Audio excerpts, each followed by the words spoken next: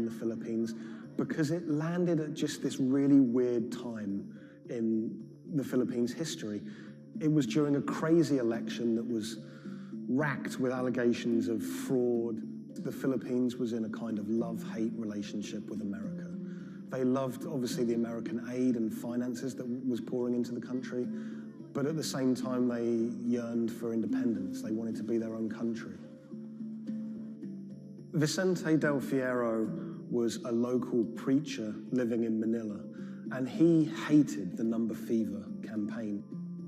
Del Fierro thought Pepsi's number fever campaign was just one of the many ways that America was asserting its dominance over a third world country. He hated seeing his fellow countrymen get ripped off, in his eyes, by this huge multinational American company. He wanted justice. Del Fierro rounded up over 800 winners of 349 bottle caps, and he got them all together to sue Pepsi for over $400 million to be divided between those holders of lucky bottle caps. Del Fierro took money from some of the people who could afford it. They paid him 500 pesos to help with legal fees. But for people who couldn't afford the money, he would just represent them pro bono. The alliance is to build up pressure on Pepsi. And so you see people marching in the streets. So we have mounted our own campaign, even in the U.S. He flew to America and he hired two consumer lawyers here in America to take on Pepsi. He had a meeting at Pepsi's headquarters to try and resolve the problem, but he said he wanted to take it all the way to the highest courts in America. When those cases were heard in America, those courts decided that this was a problem that should be heard in the Philippines, not in America.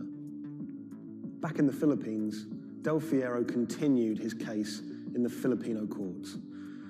At one stage, there were arrest warrants handed out for 9 Pepsi-Cola executives, which he saw as a big victory. We don't know if those arrest warrants were ever upheld, but it made newspaper headlines across the country. Pepsi did not take kindly to Del Fierro's campaign. They tried everything to shut him down. They sued him for libel.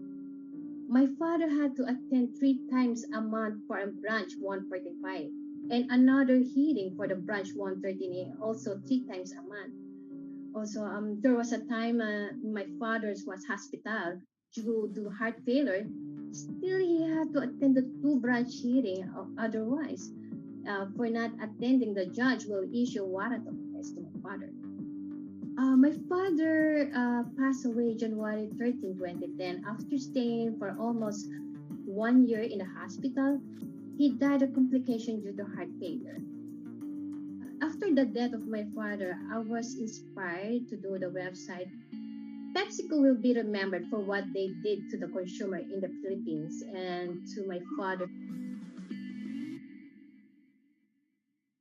When I reached out to Pepsi for comment for this story, they claimed that they didn't have access to anyone who was working at Pepsi that was around in those days.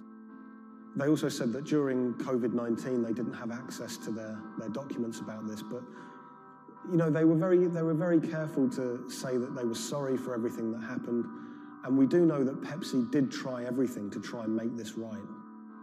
The Pepsi number fever disaster cost the company millions. We know that they paid up to $10 million in those goodwill payments, but the financial effect could be much greater. After the disaster, we know that Pepsi sales dipped. They were overtaken by Coca-Cola again. Pepsi's number fever disaster changed the legacy of that soft drink in the Philippines forever. Some people of a certain age won't touch it. For many people, Pepsi is a taboo word. A lot of the people that I spoke to were still quite traumatized by their experience, by that experience of winning 1 million pesos, losing it, and then returning to their normal life in poverty in Manila.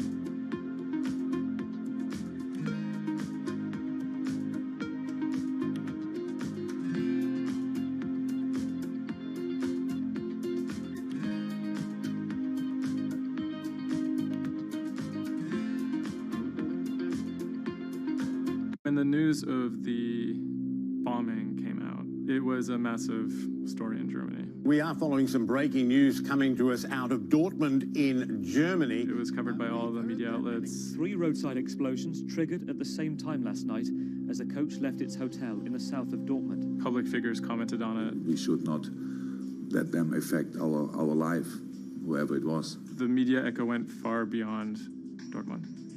I think it was front page news in every single big paper around Europe.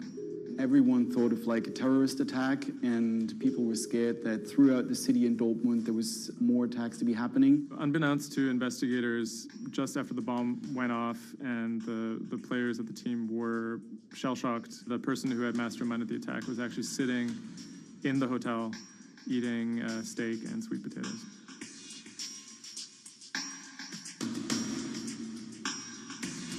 My name is Thomas Rogers. I'm the journalist who wrote the article, The Get-Rich-Quick Scheme That Nearly Killed a German Soccer Team.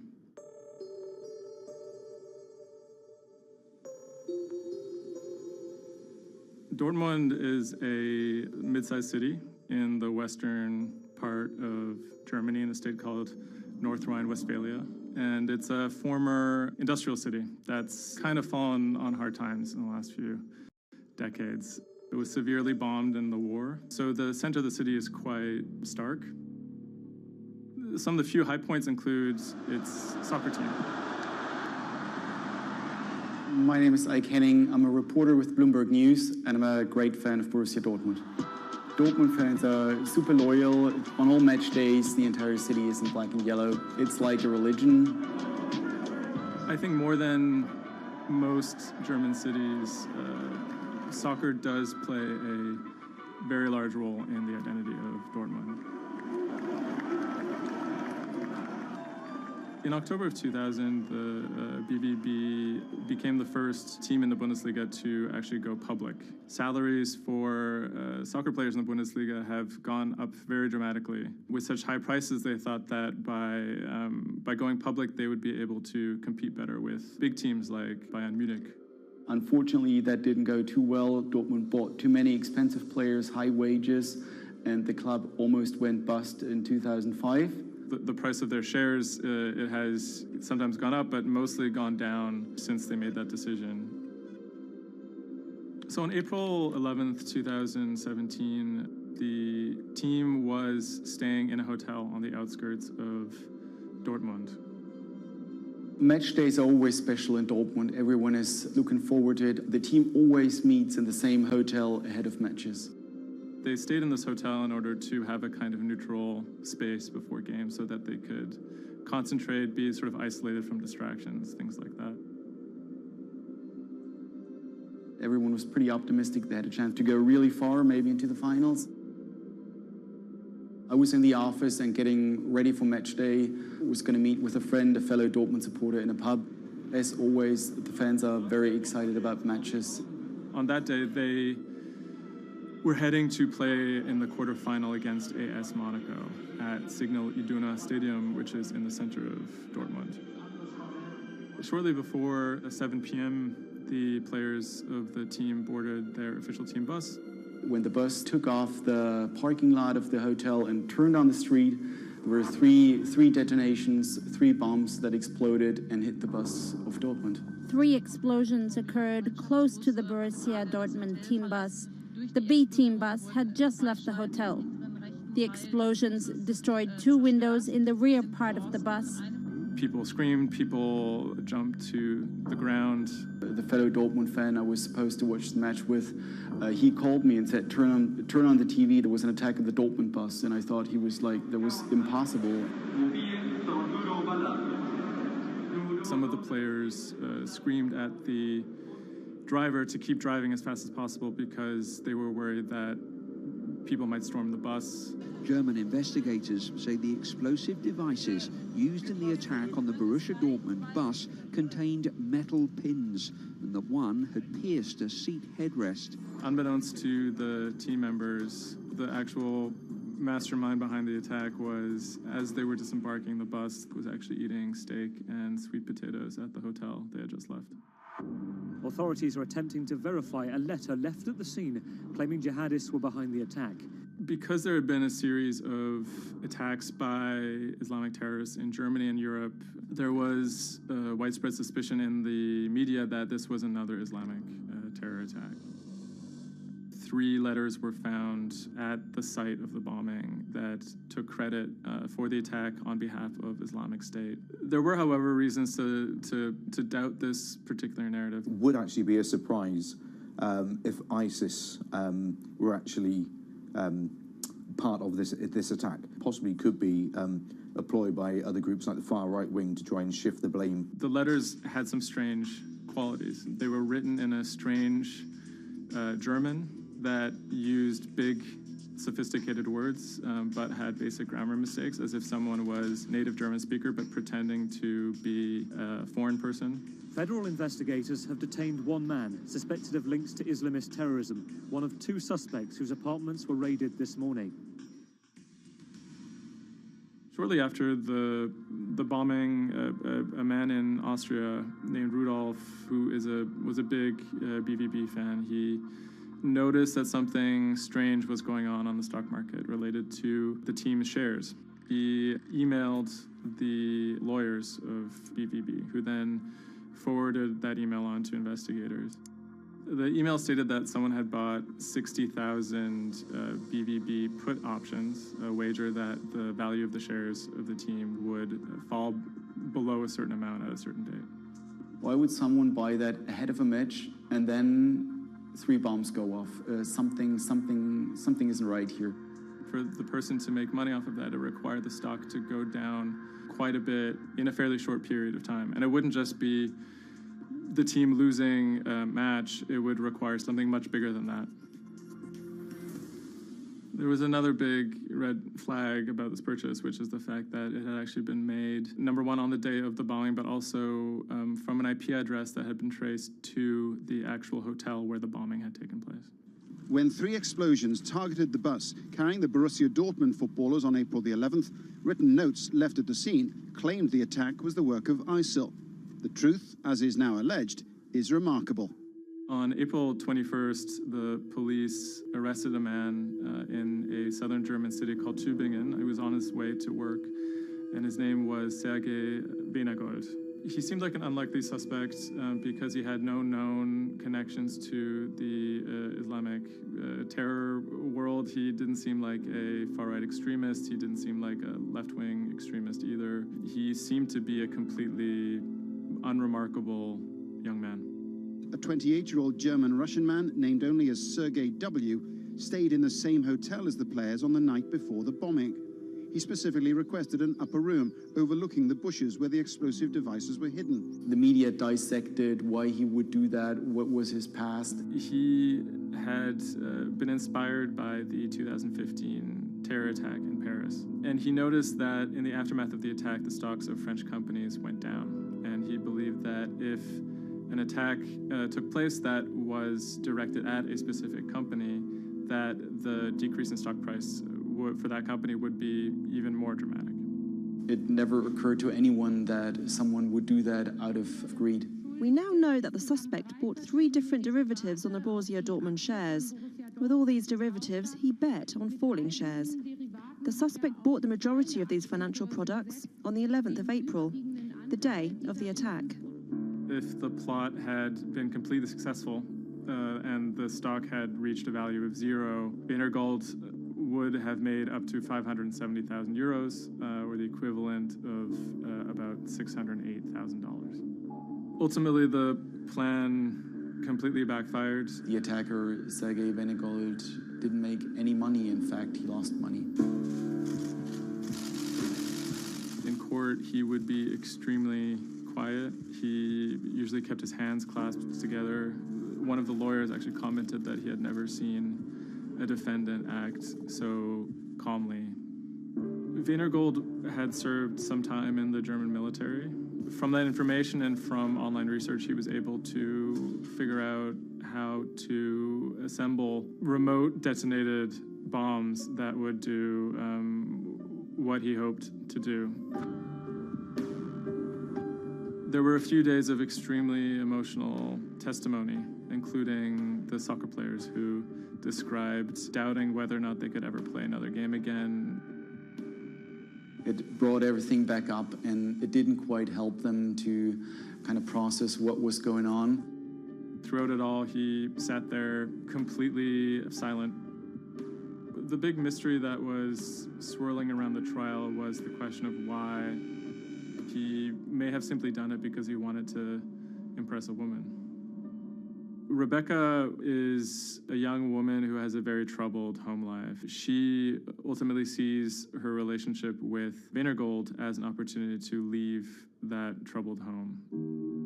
Weinergold is a Russian immigrant to Germany. He speaks with an accent. He has anxiety in large groups of Germans. She begins to resent the fact that he has these fears and feels a little bit trapped. Rebecca attempts to dump him on multiple occasions, and he threatens to commit suicide if she leaves him. Weinergold apparently told Rebecca that she would soon be seeing a surprise. After being dumped via text message, he apparently began planning for this attack in earnest. Weinergold was charged with 28 counts of attempted murder, which carried a maximum sentence in Germany of life in prison. He claimed that he had nothing to do with the attack, but as time went on, he admitted that he had actually been the person who had built the explosives and had set them off. But he claimed that he didn't want to actually kill anybody. Ultimately, Weinergold didn't receive the harshest possible sentence. He was given 14 years in prison, but it's still a considerable amount in jail in Germany.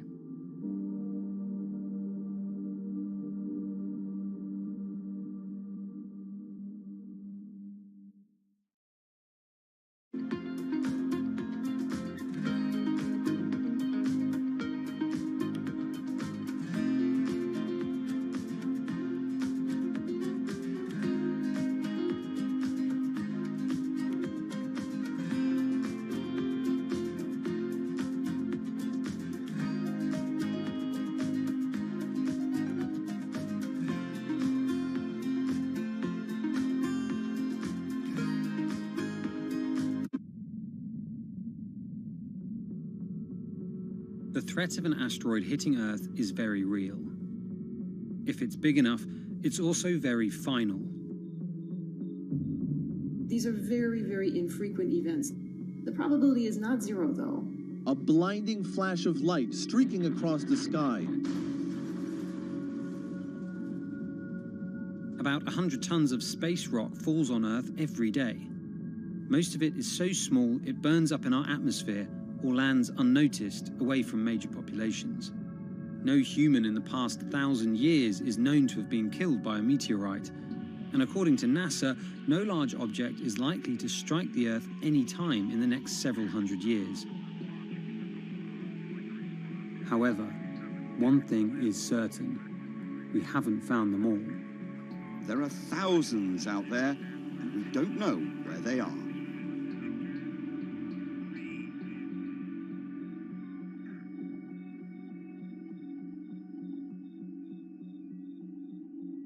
There are a lot of asteroids in our solar system. They number in the billions. Scientists all over the world are working toward detecting and deflecting the most catastrophic of natural disasters. The race is on to find as many of these objects as we can. We have a way of calculating whether or not an asteroid is potentially dangerous or not. I mean, I think it's something worth investing in. It's our existence at stake, right?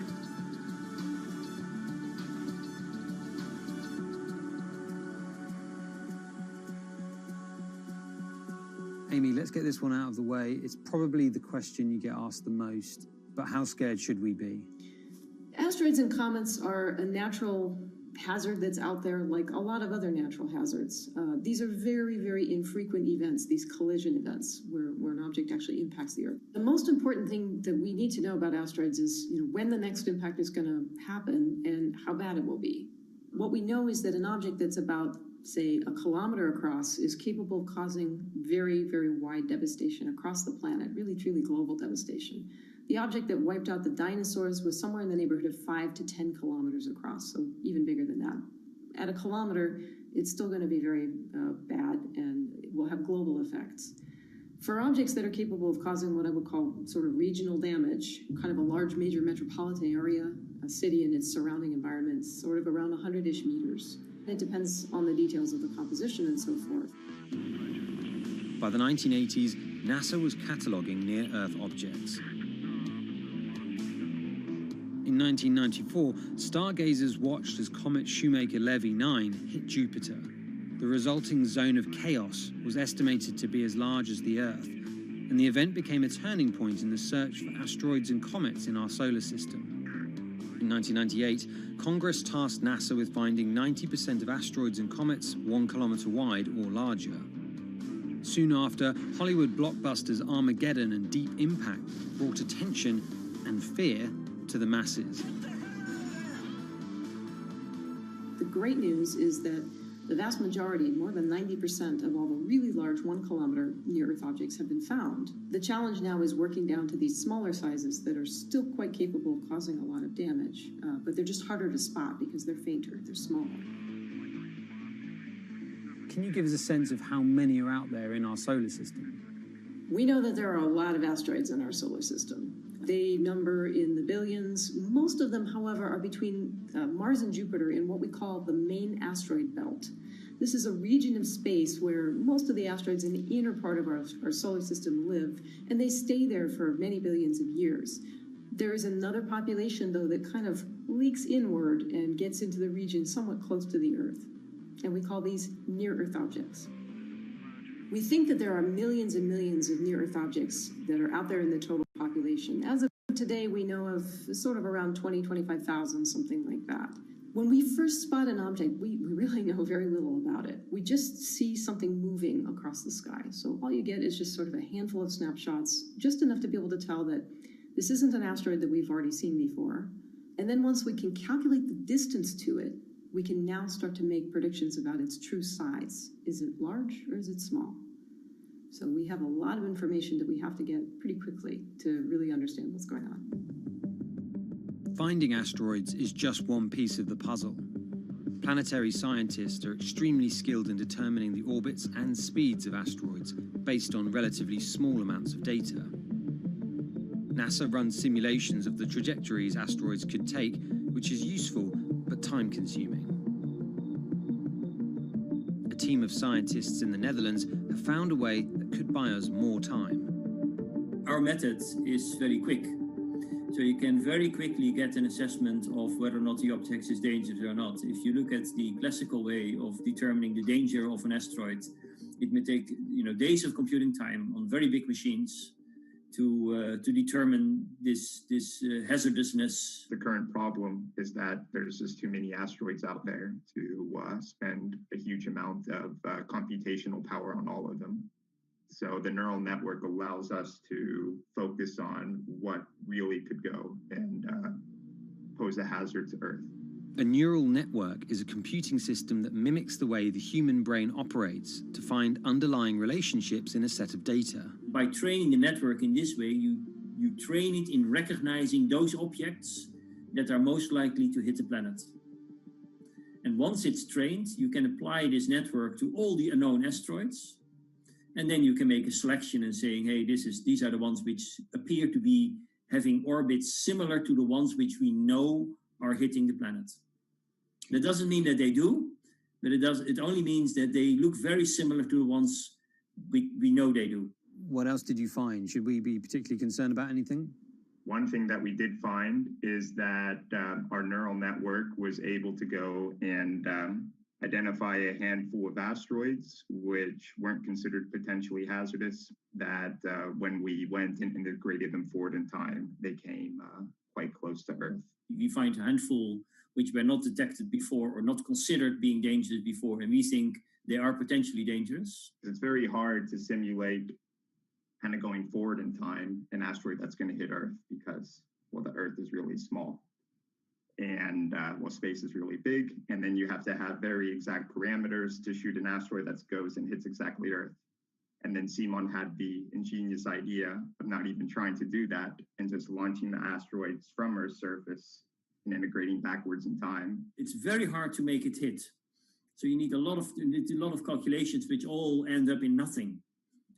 And the idea was then like, well, let's not do that. This is basically what NASA is doing. NASA is taking an asteroid, making multiple copies of them, shooting them all forwards in time, calculating their orbits, and then see what fraction sort of gets close to Earth. Not even hitting Earth, but getting close to Earth. And that they call it a potential impactor. So you calculate the solar system forwards in time for, let's say, 1,000 years. And then you launch asteroids from the surface as if they, if you go forwards in time, would fall on the surface. You calculate them backwards to today, and then you get your orbital parameters of today's asteroids, which you know will land on the planet. And those you can use as known impactors and compare with all the other asteroids in the solar system. Can simulations and AI, can those things fill in the gaps where perhaps telescopes and other imaging tools can't? Absolutely. Since the observations get more complex, the physics gets more complex. And if the physics get more complex, the mathematics becomes more complex. And at some point, you can't solve your problems analytically anymore. And then this is where the computer comes in. Now we have this trained neural network. We have a way of calculating in a fraction of a second whether or not an asteroid is potentially dangerous or not, and therefore deserves more attention or more time to spend on for really finding out if it is dangerous. When it comes to hunting asteroids, time is critical. What we can do about a potentially hazardous object depends a great deal on what we know about it and how much time we have before the encounter. We'd really like to find them when they're decades away, because the more time you have, the more options you have, and the less energy it takes to move an object aside. It also means we might not have to resort to launching a nuclear warhead at an asteroid. Until recently, pretty much our only choice. That's an option of last resort, in my opinion, yes. We have lots of options available. You can just simply bump into the object and just nudge it out of the way. That's one possibility, and that's kind of, in a way, sort of the simplest thing to think about, just nudging it off its path a little bit with, a massive object, a spacecraft, let's say. It's just kind of like bowling, if you will. If you have a long time or a long stretch of runway in the lane, just a very small twist on the bowling ball will make a big change in where it ultimately ends up. Another option would be something where you take a very big, massive spacecraft and you park it next to the object and you use the force of gravity as a towing rig. That takes longer, though, and you need to be able to send a pretty massive spacecraft, and it obviously depends a lot on how big the asteroid is. Other options start to get more and more complicated, and they range from painting one side of the object a white color and painting the other side dark, and then letting the pressure of light sort of perturb its orbit. In a departure from the lab and computer simulations, NASA has real plans to rehearse kinetic impact deflection. In 2021, the agency will launch DART, the Double Asteroid Redirection Test mission, which will intercept a 160-meter asteroid in 2022. Better to practice now before we have to deal with an actual threat. In the meantime, discovering asteroids is our best bet. Thousands of scientists and amateur astronomers around the world make up an informal network that survey the heavens. But that may not be enough. NASA wants more resources to map our solar system and better technology. We need to ramp up our network of sensors, and also we need to just continue to strengthen our network of international observers so that we can get follow-up, because we find these objects when they're distributed all over the night sky. Once we get more observations, we get better data, we can make better predictions. If you look at the big impactors we have had in the last, let's say, 20 years, or maybe 30 years, or 50 years, most of them we haven't seen coming. So the real danger, I think, comes from the objects we don't know about, and not from the objects we do know about. This particular natural disaster, like a lot of natural disasters and like climate change, is a problem of the global commons. So the thing that we risk collectively is that it sort of then becomes nobody's problem, and nobody takes ownership over it. The asteroids are all over the sky. They just truly cross boundaries and borders with a second's notice. I kind of imagine in the future, maybe lots of small satellites around the Earth that are always going and looking outward. I mean, I think it's something worth investing in. It's our existence at stake, right?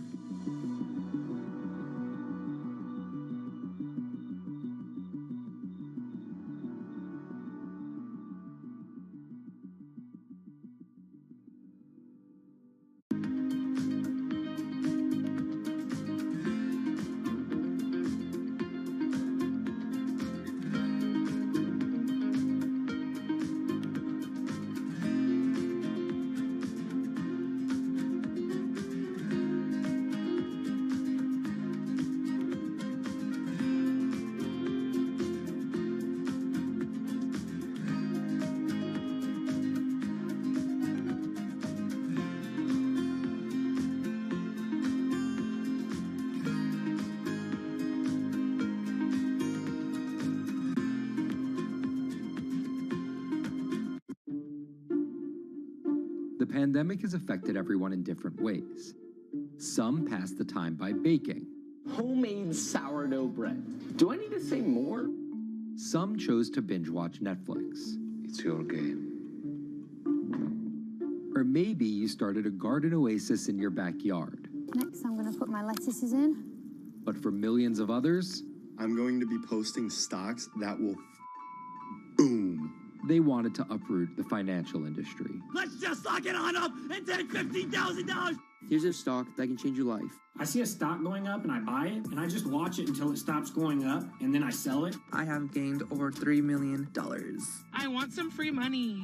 I don't think you can overstate the online communities or social media's influence on financial markets. A large group of inexperienced investors who discuss their plans on social media platform Reddit have shaken up the stock market in a big way. The stock that everybody's talking about right now is GameStop. Video game retailer GameStop is set to continue their head-spinning ascent today. The revolutionaries on Reddit are spanking Wall Street's ass. The more these stocks go up, the more the big guys are getting creamed and losing billions of dollars. This isn't a wealthy person's game anymore. Anyone can play it. I took up a little bit of a new hobby, and I am interested in day trading. As an investor nowadays, you don't have to look a specific way. You don't have to wear specific clothes. You don't have to be doing it from a trading floor on Wall Street in like a high-rise building in downtown Manhattan. The narrative of what's driving the markets is no longer being held in secret offices in New York and Boston of privileged people talking to other privileged people. It's right out in the open. It's on Twitter, it's on Reddit. From brokerage apps to Discord channels and subreddits to TikTok finfluencers, one of the last holdouts in the world of disruption, finance is next in line.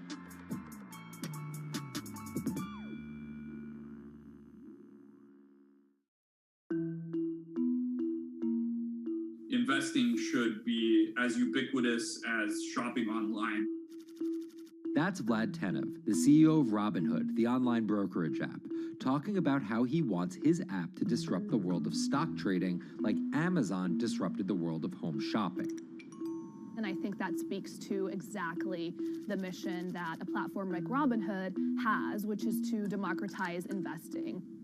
Robinhood was started in 2013 by Vlad Tenev and Baiju Bhatt in, where else, Silicon Valley, as an alternative to the big brokerages, but with one big difference. As they were building the social network around finances for people, they realized that there was a gap in the market and that free trading could become something that they could bring to the markets, they could disrupt the industry.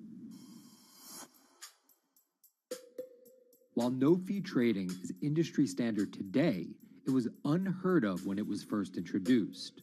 The online brokerage industry was really innovative when they came on the scene 10, 15 years ago, but they kind of stopped innovating where you haven't seen those commissions come down beyond $5 or $6 or $7. Robinhood think that by offering zero commission that they're going to push people onto this platform. And on top of no-fee trading, the customers Robinhood was courting have been long overlooked in the world of finance. So the typical customer of a Charles Schwab, for example, is putting a lot more money in that brokerage account than the typical customer at Robinhood. Even today, with all of its popularity, the median account size is about $240. There's Fidelities and the Schwabs and the E-Trades of the world. They look down their nose at those kind of accounts. I don't want a $1,000 account. They're just a headache. I want a $100,000 account. And this is key here, right? Because the thing about Robinhood that's different than every other single brokerage platform is how easy it is to use.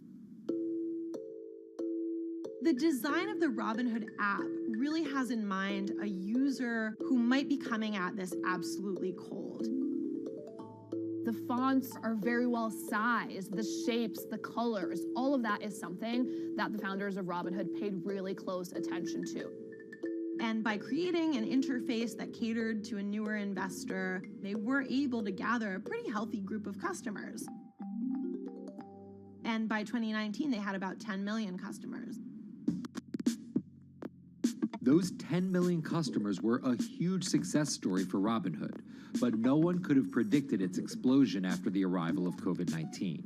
remain indoors to the greatest extent, and 100% of the non-essential workforce must stay home. What we saw when the pandemic hit was the growth of Robinhood users absolutely turbocharged. And oddly, you saw this surge in interest in stock trading. Then they saw the absolute surge in 2020 in customer growth. And now, by many accounts, they have more than 20 million customers, which is pretty extraordinary. So the next step for them is to figure out how to monetize those users and how, even with their small account sizes, to get them to grow with the company and, as it releases more products, come along with them.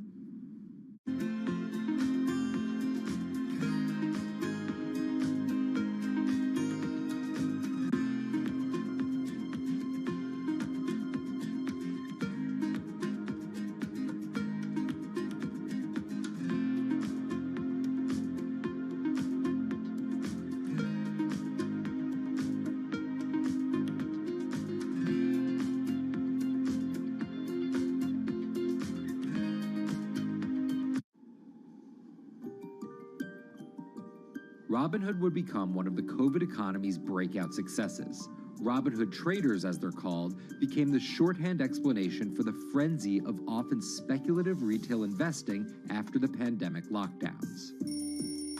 Kids wake up in the morning, they go on Robinhood. They're, in the shower, they check Robinhood. Kids are learning how the stock market works at 18 while they're at school, checking their phones in between classes because notifications pop up telling them what their stocks are doing that day. With these new tools, millennials and Gen Z are investing in the market in ways their parents could have never even dreamt of. That is sort of key when we talk about the divide between older and younger generations, is that the younger generation is exposed to so much more information and tools at their disposal to do what they want in the market. The older generations, you never had the technology or the cost structure that you could play the markets like you can today. So you were stuck with giving your money to a professional investor and paying them a fee to do it. When I speak to young kids, they tell me, I'm making mistakes, I'm losing money. I'm not a perfect investor, but I'm 18, and by the time I'm 30, which will be, 10 years from now, I'm gonna have interacted with the markets for a decade. And so it's a learning experience more so than anything else. And you can look at it and you can say, wow, that's risk-taking, that's dumb, but if you could possibly shave 10, 20 years off your working life versus adding 5 years, I don't think you can fault people for that. But Robinhood is only part of the puzzle. Sure, you can trade on it, but without research, information, and data, you're just blindly throwing darts at different stocks and hoping to strike it rich. Wall Street forever has always run on what we now call narratives or memes. People telling rumors to each other have been around for 100 years. On Wall Street, information is its own currency. Historically, either you had it or you didn't, and the people who had it had a huge advantage. In the past, those narratives and memes didn't have a network effect. It would be one person telling another person over the phone. In fact, when I broke into this business in the 80s, a lot of people used to complain that they weren't on the call list to get those ideas. Social media changed all of that. Fast forward to 2021, that's being done on the internet now. And that's being done on Discord and Twitter and StockTwits and Reddit. And the impact is very similar, but orders and orders of magnitude larger. As social media has played a bigger part in our lives, it's also played a bigger and kind of more important role in how people find investing ideas online and on these platforms. How do those ideas spread? On TikTok. Yes, that TikTok. Soon may the weatherman come to bring us sugar and tea and rum. People aren't just going to it for sea shanty videos. The personal finance hashtag on TikTok has garnered 3.5 billion views from its 1 billion monthly active users. By comparison, videos found under the cooking and health tips hashtag have 2.6 and 2.1 billion views respectively. The trajectory of Robinhood and TikTok were literally on par. What happened in the stock market this week? So the word of the week is expectations. Absolutely essential that you guys understand the risks of shorting. And Kayla Kilbride and Kyla Scanlon are two of those financial influencer TikTokers, also known as finfluencers. I think people still care about fashion, they care about culture, but it's also like there's this big behemoth thing called the stock market that we really don't know a whole lot about, and it's gatekept behind the industry. And so people like want to unpack that. And so my audience is, a lot of them are younger investors who are looking to hone their skills. Tech in right up. Kyla and Kayla are two of the more, let's say, professional TikTok influencers. The Tesla ARK Bitcoin Biotech Risk Cluster. I've been trading since high school, and it was a really interesting way for me to fill out my decision-making frameworks and to think about thinking. And I think that the more that we can have people thinking about finance, the better that we're going to progress as a society. I think it's a huge gap in our educational system. If you're going to buy an option for a stock you think is going to go up, it's a call. So think of it like this. I made the options video where I was like, options are just like shopping. Rumor has it that this pallet's about to go up in price. So if I come in tomorrow, can I still buy it at said price? And a ton of women just like attacked that video and were like, you explain things so much better than my boyfriend or my professor, or like I could sit and listen to you all day. And I was like, this is what I was looking for. But TikTok's algorithm does not reward calm and measured videos about responsible investing. It rewards this. Watch this video for 30 seconds and you'll be rich for the rest of your life. I try not to say the A word, the ALGO word, because TikTok listens to us. The algorithm does impact how you feel. You know, you do notice which videos do better versus which videos do worse. How do you catch someone's attention in less than 60 seconds? And how do you make it something that they're like, I need this in my life? Nearly impossible to do that in 60 seconds. But the people who perfect it are the people that you're going to watch and going to stick around. And where people are sticking around? Reddit. And its nearly countless subreddits about finance. And by far the biggest one of those is Wall Street Bets. There's a lot of social media platforms out there, but Reddit is like the social media platform for finance. Places like Wall Street Bets is where it all goes down. Started in January 2012, it wasn't long before Wall Street Bets adopted a 4chan-like etiquette, leading to their tagline, like 4chan found a Bloomberg terminal. We had all these unexplained stock moves, and we would be grasping for why stock XYZ jumped 20% in a day. And you would look at Wall Street Bets, and you would see people there talking about buying options in that stock, and it sort of, squared the circle, so to speak, and started making sense. And it was at that point that it was like, wow, we have to start paying attention to this. Some people on the platform really spend tons of time, and others are just looking for entertainment and to have a little bit of fun, effectively gambling or looking for an outlet, trying to make a little bit of money. Then on top of all of that, there were stimulus checks. Now, clearly this money is going to people who need to use that to eat, to live, but there's a lot of people who use this money to invest in the stock market. And it's not just stock tips. People quote-unquote YOLO their entire life savings or stimulus checks on a single stock. They post what is called gain and loss porn, screen-grabbing staggering hits and misses on stocks for the entire community to see. I am about to lose everything. And while some of the people on Wall Street Bets are novice investors, the community contains multitudes. In one respect, what it did show us among these network groups is they are very sophisticated. They're not a bunch of ignorant people talking to other ignorant people. And this is where the pieces of the puzzle all come together to wreak havoc on Wall Street for a solid week in early 2021.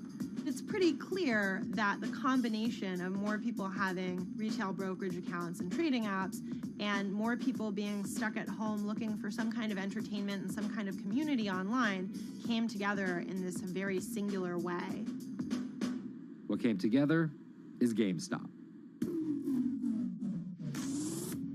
Let's go back to the beginnings of what happened with GameStop a couple of years ago.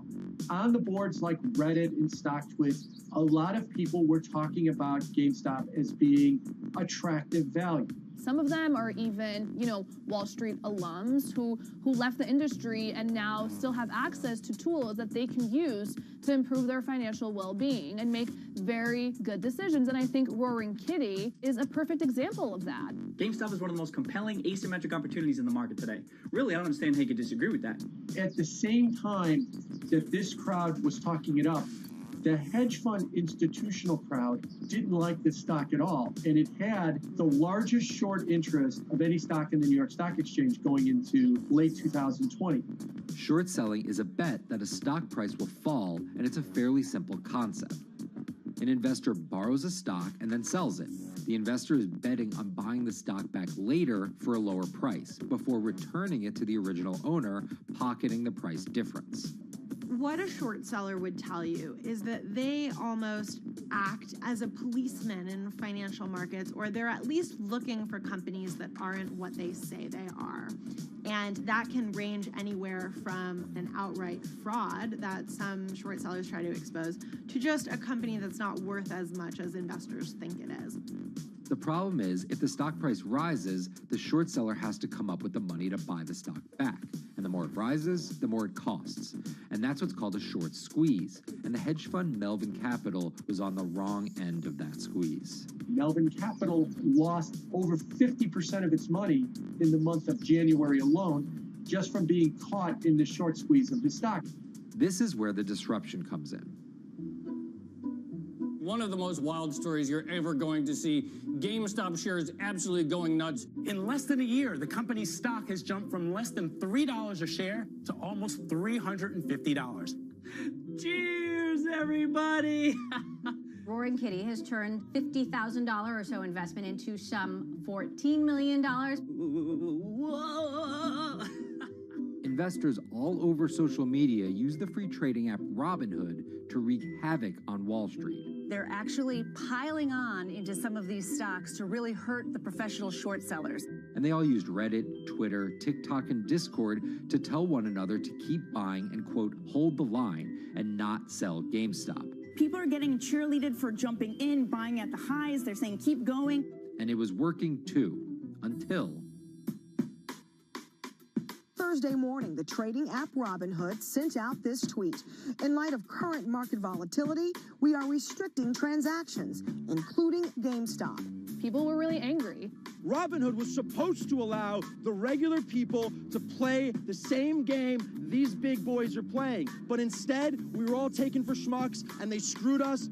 Shares of GameStop are jumping again now that retail investors are being allowed to buy shares of the stock. But what we learned is that when people organize online, they have the ability to disrupt the market. And it was a big sign. The ivory walls of the institution aren't as powerful as maybe the institutions thought them to be.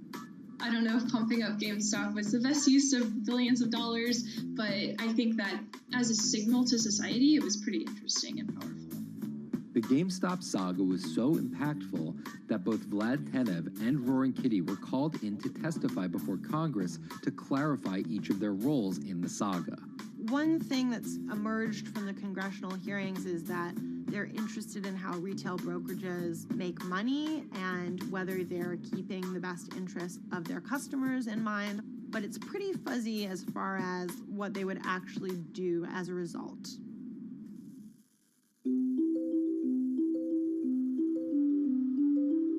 While the frenzy around GameStop eventually subsided, it didn't take long for retail investors to find other areas to invest their money. Take a look at Bitcoin going bananas over the weekend. Bitcoin forms a brand new all-time high. It was after GameStop started to drop that we saw Bitcoin really go up to over 60,000. How much further does this rally have to run? It's compelling to say that money shifted from one venue to the other. While correlation doesn't equal causation, there's a chart out there showing an inverse correlation on meme stocks going down and cryptocurrencies going up. There's definitely an aspect where people are making money on stocks and then moving, they're agnostic, they're not hedge funds. They can invest wherever the hell they want. It's a classic sort of momentum trade. They're going to wherever the winners are and they're willing to jump on and, ride it. So whether it's meme stocks like GameStop Meme coins like Dogecoin, or entirely new ways to invest in art like NFTs, the new kind of retail investor is making its presence known. Over the next 10, maybe 15 years, you're going to continue to see, whether by choice or by force, that baton go from older generations to younger generations. I don't think any single app is going to be the thing that disrupts. I think people are the disruptors. How people get ideas about what to invest in has become increasingly entwined with social media. And as social media companies govern more and more of our lives, the fact that now they're tied in more intimately to people's wallets is something that we might want to understand better. Usually what disruption, I think, means is technology comes in, whether it's blogs to the newspapers or online retailing to brick and mortar. They come in and they're in the same business, but they just do it in such a gigantic cost savings that it causes everybody to switch. Well, that's the risk that happens here, is that it's so much cheaper to just manage your own money. We're not there yet, but costs and conveniences are moving in that direction. So I'd say, Wall Street, you haven't been disrupted yet, but you could be in the coming years, and that the final chapter on this story hasn't been written.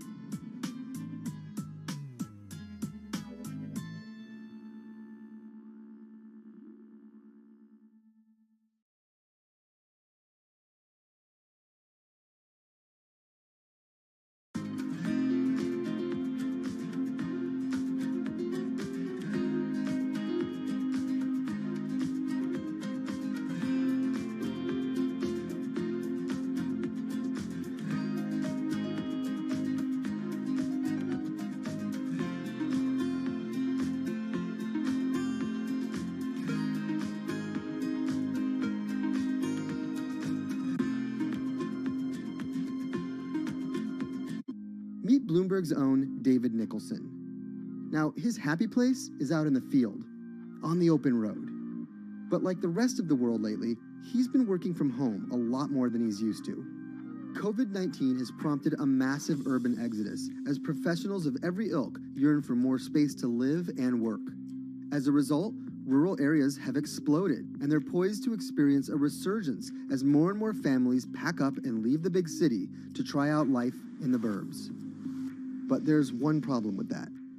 Not all internet speeds are created equal. Anyone who might need to upload or download large files for a living may not want to pack up and move to that cabin in the woods just yet. Now, David's house isn't a cabin, but it is in the woods, and inexplicably, his internet is workable. My internet is okay. I pay a lot for it.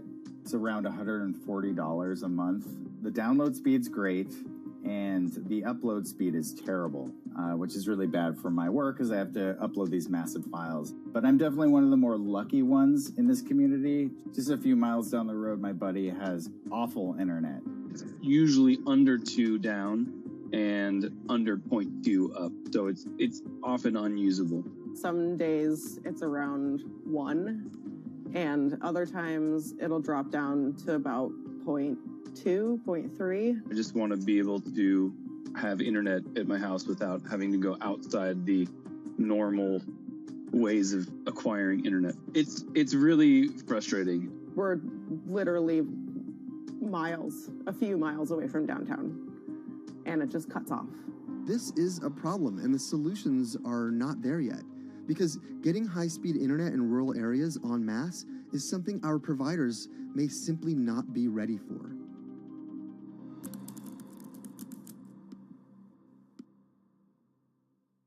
If your internet service doesn't have fast download and upload speeds, then you don't have high-speed harmony. You have. Americans on average pay about $70 a month for internet at home. But in rural areas, it could cost a lot more for a lot less service. So the pricing for a fixed wireless provider here can be something between $80 and $150 for about 25 megabits per second. However, gigabit service, which is 1,000 megabits per second and symmetrical, is running at about $119 a month or $130 a month. That's John Paul. He co-owns Spiral Fiber, an internet service provider here in Nevada County, California. And for the past 10 years, he's been trying to bring an affordable fiber optic network to town. It all started when he applied to be part of the pilot program for Google's fiber service. Across the country, civic boosters have been going to extremes, chanting, singing, Google in the morning, and marching, trying to get the search engine giant to look at their town. The internet these days is crucial to be in the world, to be a part of the world, and to be connected to your community. Google ultimately went with Kansas City, Missouri, which left Paul on a mission to get funding to lay out fiber optic networks for gigabit service. Over the next several years, he would attend conferences and pitch venture capitalists and apply for grants to make his vision come to life. One of the biggest roadblocks to building infrastructure for the internet here in the United States are the existing large providers. They have their land staked out. They would prefer that nobody come in and compete against them. In 2013, we applied for a grant. We went down and met with the commissioners at the California Public Utilities Commission. It was an arduous process to get funded, but we finally did against all odds. We got a $16 million grant, and then we went out to seek venture capital. Then, in March of 2020, the pandemic hit the world. Everybody got locked down, and everybody came home, and everybody started using the internet. And I remember seeing on one of the local fixed wireless providers' websites, they've said, hey, we know you're all staying home, but please don't use too much video, and please don't use too much bandwidth. And I thought, that doesn't work. The U.S. connectivity gap is far greater compared to countries that are considered its peers economically. Some developing nations actually have better internet than rural America, like in Kenya, which has a state-of-the-art fiber optic network fed in from their coastline. The American connectivity gap does largely affect rural areas that are either outside of service coverage or simply prohibitively expensive. This is Rebecca. She and her family moved to Nevada County just a couple miles down the road from David. They took for granted that high-speed internet would just exist in the area, and it's not something they even bothered to check on before buying their house. Turns out, all they got was dial-up. We wanted to move where we had a little more space, room for the kids to run around, just be out in the mountains a little bit more. Having come from a bigger city area where Wi-Fi is pretty readily available, we hadn't really considered that in our purchasing of the house, whether that would be an option or not.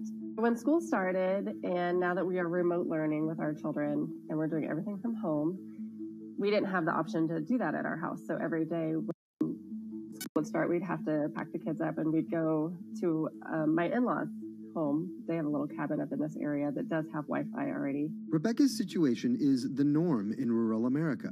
According to data from the Federal Communications Commission, just 4% of urban Americans lack access to broadband internet. That's compared to almost 40% of people who live in rural areas. While that was the case, there were also racial and socioeconomic divides in terms of who had that access. In addition to that geographic difference, low-income African American students, Latino students, and first-generation college students were more likely than others to have only one device at home that shared among multiple siblings and or lack access to that actual connection.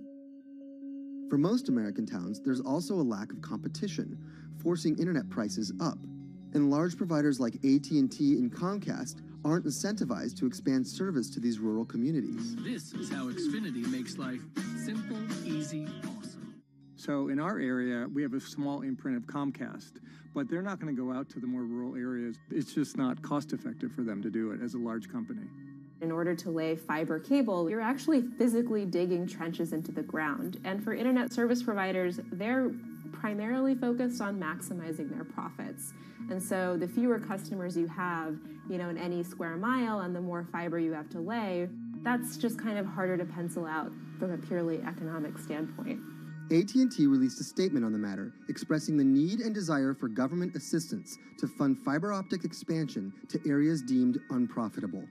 Comcast released a similar statement encouraging more public-private collaboration on this effort. Federal agencies do offer grants to help communities build broadband networks, but many have argued that there's not enough flexibility on how to use these funds. The COVID-19 relief package passed by Congress in March and signed by President Donald Trump awarded $43.3 million to 51 projects on the East Coast alone. But it also stipulated that these projects needed to be up and running by December 30th. For contractors who plan projects months and years in advance, it's a scramble to rearrange their schedules to meet that deadline. So what we've been asking the federal government to consider is at least have, as long as the projects are getting started, knowing the projects are being put into place to expand both remote learning, working from home, and opportunities like that that are truly driven from COVID. We're moving as fast as we can regardless, but hopefully they'll give us some more time. Talking to John Paul, it's clear that he believes broadband is something that can transform a community and should be considered a public good. One of the first communities to come on in the United States with full-on gigabit service was Chattanooga, Tennessee. Now, they're a bigger city, but they're a city that was economically in a downturn. In the last 15 years, the city of Chattanooga has turned around in an amazing way. It's a nexus for young people to move to. It's a place where technology happens. It's not just about logging on to Zoom, to connect with your colleagues who might be in New York City. It's also your ability as a small business, operating in the town of Nevada City or wherever it may be to, quickly upload your payroll documents or something onto the cloud, or to quickly, swipe a customer's credit card. There's just some really basic business functions and mechanics that I think people in big cities really take for granted, and that are just going to be a much bigger challenge for small business owners in rural areas.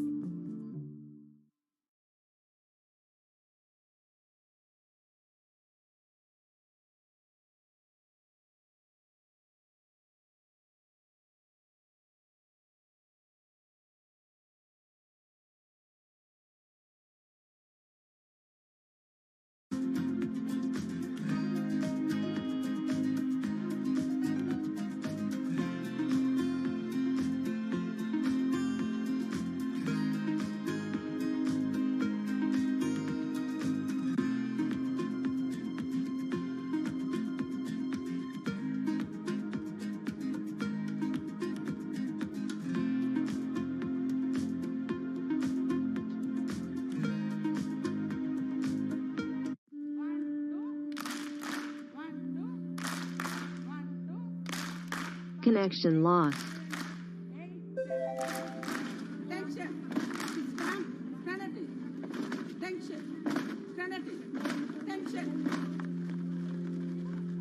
Historically, the marginalized people, you call them as untouchables or Dalits, they have been kept away from the center of the knowledge. Once you are born into a caste, it is very difficult for you to grow beyond that. You are stuck in that identity.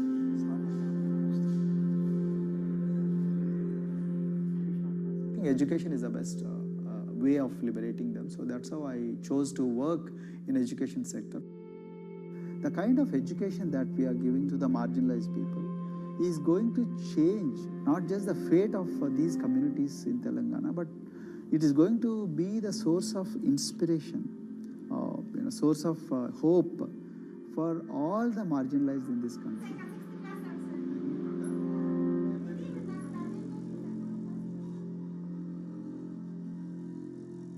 Greatest blight in India is the system of caste. For generations of Indians, the social code known as the caste system has defined how people earn a living and whom they marry. Although outlawed 7 decades ago, castes remain a significant factor in deciding everything, from family ties and cultural traditions to educational and economic opportunities. Dalits, people who are on the lowest rung of the caste system, constitute almost 1/5 of India's population of 1.3 billion. Not able to afford the high tuition of private schools, many are forced to attend government-funded institutions, which in the past have suffered from poor infrastructure, lower education standards, and high student-to-teacher ratios. But Dr. Praveen Kumar is trying to change that.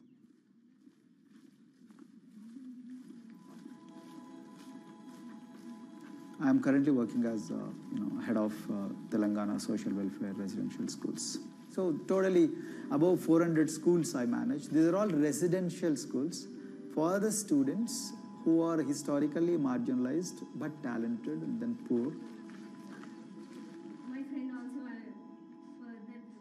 Of them, 60% are girls and then 40% are boys, because girls are more marginalized among the marginalized. Their voices are always suppressed. My approach to improve the conditions in the schools has been put your eyes and ears on the ground always. Talk to the parents, talk to the teachers, talk to the students, stay in the schools and then understand their problems, their challenges, both in classrooms and then the corridors and the dorms. Then go to the dining halls and see what kind of food they are eating, and then go to their homes and then what kind of food they are getting and what kind of challenges the parents have. Very good. 9th class. One of the important changes that I brought in after I took over was to complete the transformation of mother tongue to English medium, because English medium, as I said, English is the language of emancipation, a language that connects you to the whole body of knowledge in the world. So we had to train a lot of teachers. Refer to the dictionary also, okay, and find out the new meanings, as well as describe about. Hey, Ruchita, how are you? Hi, Sindhu. Fine, thank you. And how about you? I'm fine too. It's been a long time. Identity is extremely important. There is a scientific evidence to prove that your sense of identity is extremely crucial to your growth as a successful human being in your life. If you accept an identity which is very humiliating, which reminds you of very painful past, I think that identity will not help you to grow. I'm not saying that you should forget your past. I'm not saying that, but that should not be the bubble in which you must live always.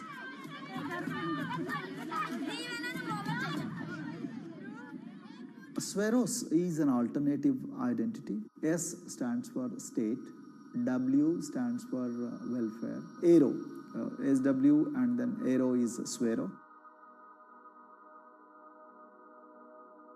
So the idea is your dreams have to be skybound. So that is what we are trying to achieve by changing the identities. Like, you say, I'm a Swero and I aim to be a doctor. I am a Swero, I aim to be a top-notch engineer. I am a Swero, I aim to be a top bureaucrat of this country. I'm a Swero, I want to be a very good actor or, a musician in this world. So these are the positive images that are associated with the identity.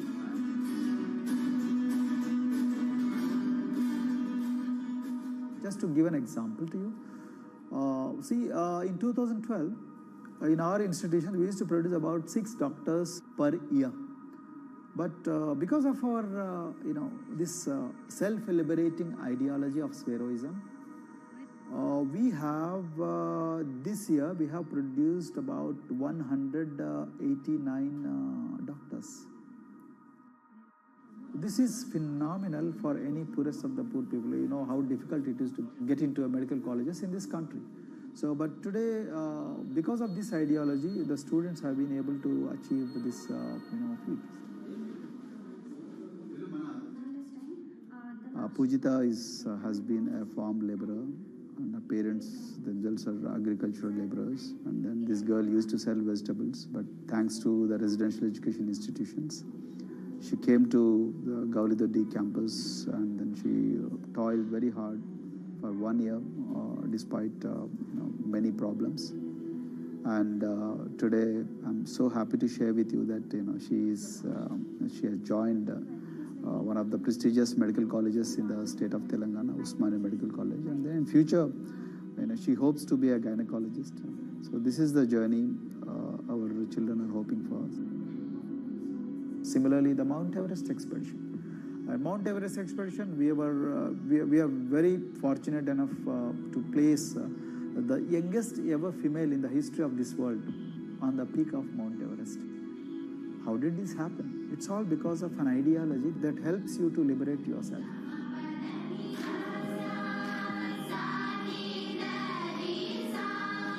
We brought a lot of extracurricular activities, and most of them got institutionalized now. So, for example, music. Similarly, the games. We have so many coaching academy. We have boxing academy, we have wrestling academy, we have handball academy. So we have, kabaddi, the traditional Indian sport. We have golf. We have introduced the golf also. Like golf is generally played by so-called rich people, but today even poorest of the poor people also are being trained in golf in our schools. Wow. So our intention has been to give all 360 degrees, type of opportunities to the students, so that whoever is interested in whatever activity, they can go and then do it. Break the barriers, break the fence, at least mentally, because poor people have been programmed to be victims, programmed to be subjugated, programmed to be on the margins, always, programmed to feel inferior. We wanted to change on that. There are certain games which are exclusive to rich people. There are certain languages which are exclusive to middle class and upper middle class in this country. To put it in one word, the sole aim of introducing all these co-curricular activities is to break the stereotypes which are recklessly imposed on these people. Their stereotypes Dr. Kumar knows all too well. Born a Dalit, his grandparents were labourers and access to the village well was restricted. Dr. Kumar credits his parents' belief in the power of education with helping him realise his aspirations. He went on to join the Indian Police Service, attended Harvard University, and then began pursuing educational reforms back home. I attribute whatever I am today, it's to my mother primarily. They educated me in the village, although there were no good schools. So then I stayed in social welfare hostels, the hostels which are managed by government for the poorest of the poor kids. I passed with reasonably good grades. Then I went to university, and then I faced worst form of discrimination in the universities. Like there were, in those days I'm talking about, so the bathrooms and the toilets were exclusively meant for scheduled castes and scheduled tribes. We used to fight discrimination on one hand, and then again, try to excel in academics, day in and day out. So that's how I came to education, because I deeply believe that education is the only important weapon that can really, place the poorest of the poor people from a very victimhood orbit to a prosperous orbit. I think in future, this is going to be a game changer for the marginalized in this country.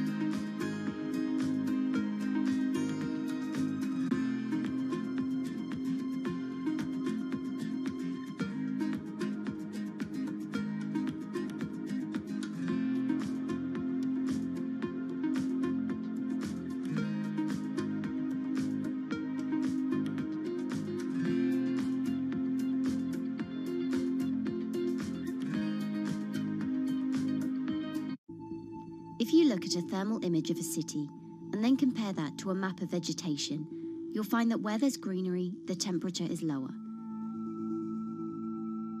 That's because things like asphalt, concrete, and shingled roofs absorb more heat from the sun than trees. This is the urban heat island effect, and it accounts for higher temperatures in cities, often by several degrees compared with their surroundings. It's becoming a huge risk to human health as growing urban populations exacerbate the heating effects of climate change. Heat waves kill more people than any other extreme weather event, more than tornadoes, hurricanes, and even floods. That's why urban heat island mitigation strategies are being studied in Singapore by a group of researchers. The government-backed project called Cooling Singapore is now in the process of combining everything they've learned to create a digital tool that can help cities all over the world, starting with Singapore.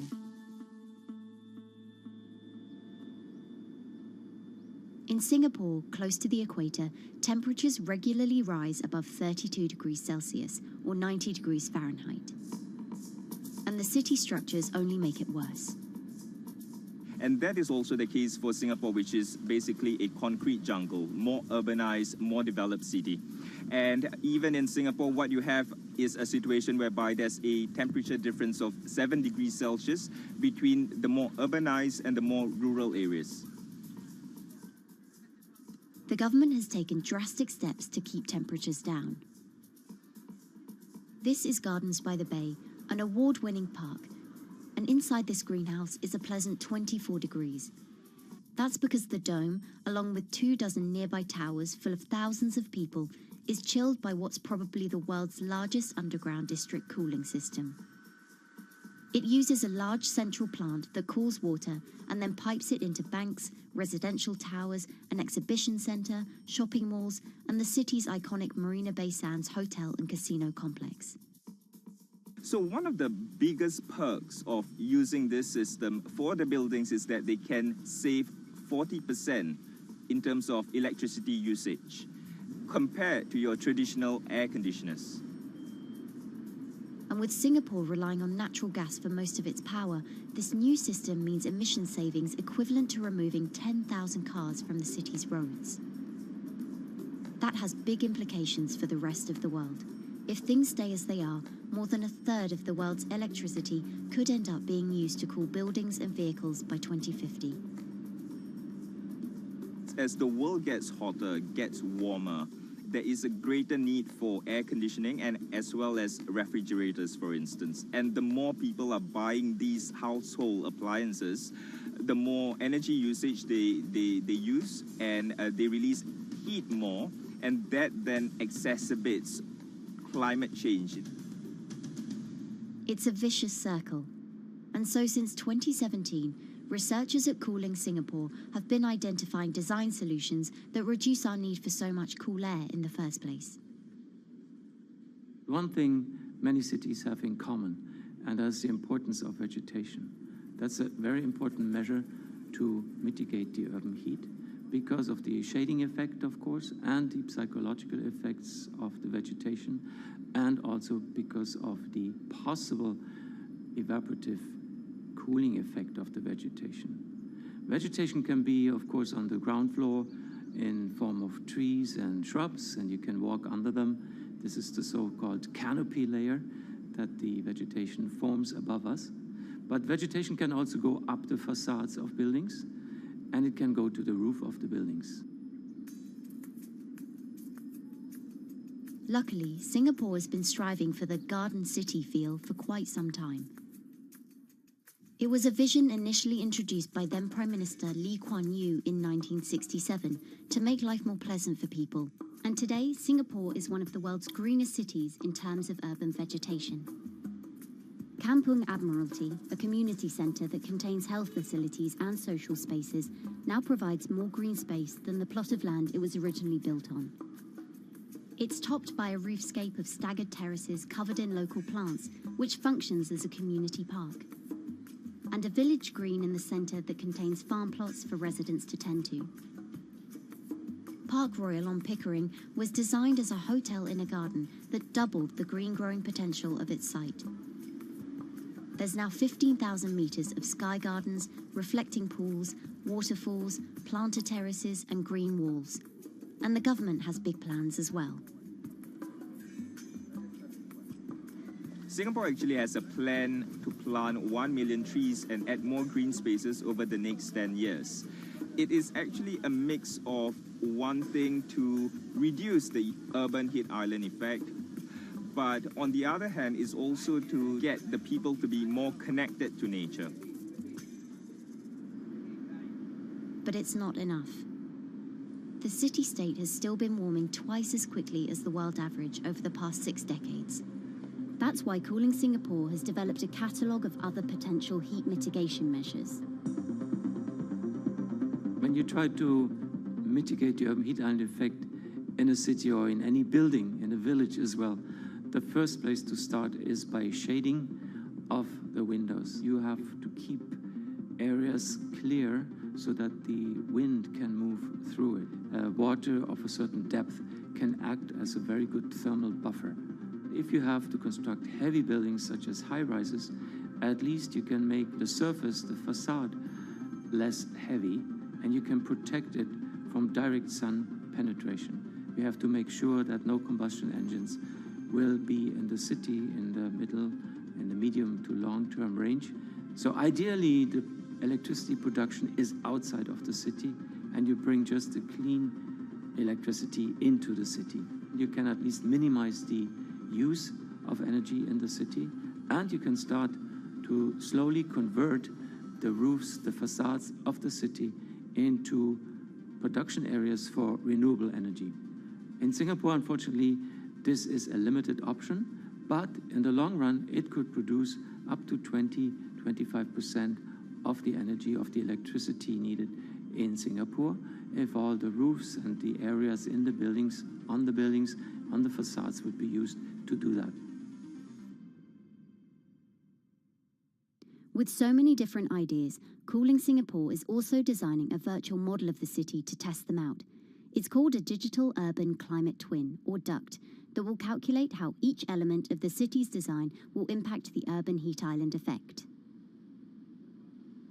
That means we model not only the geometry of the buildings digitally, but also we model the transportation, the insulation, the temperature, the radiation coming from the sun, the weather, the local climate, the even very, very microclimate of the city, the water, the movement of people in the city.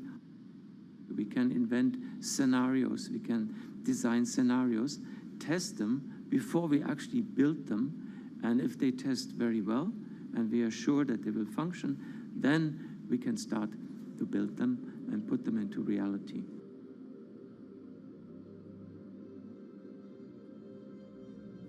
Singapore will be using this new tool to figure out which actions it should take next.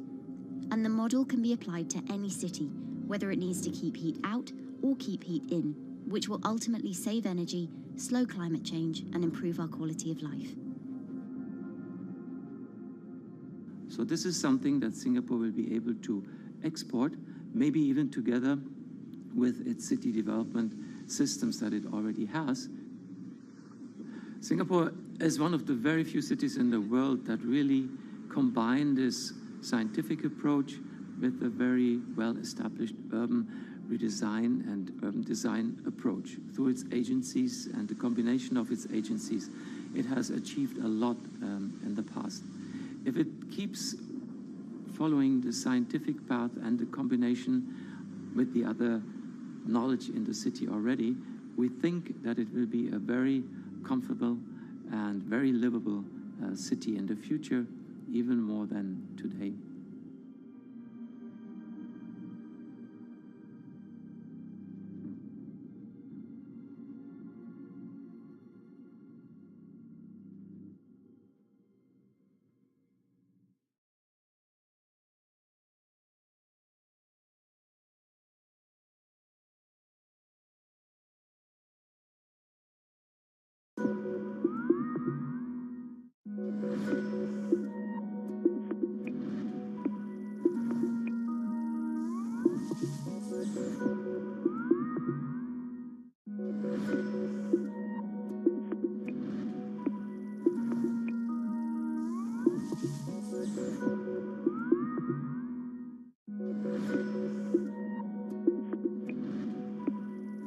Times are tough. Jobs are scarce. It's risky to be outside and around others. Seems like there's very few ways to make extra money during a pandemic. So I guess I'll just hunker down and binge social media until this all blows over. Wait, don't these people make money? How do these people make money?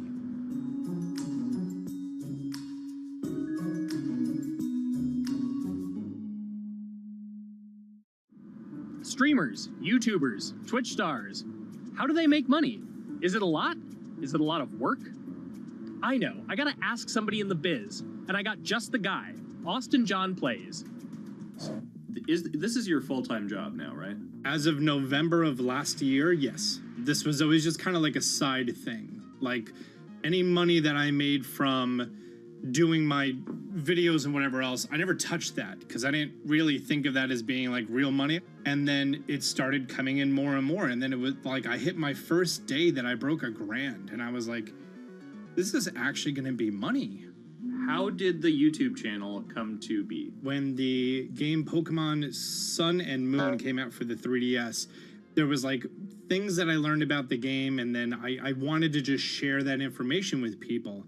And at the time, I didn't have any way to capture a screen or anything, so I found like generic footage, and I kind of put it all together with so much editing.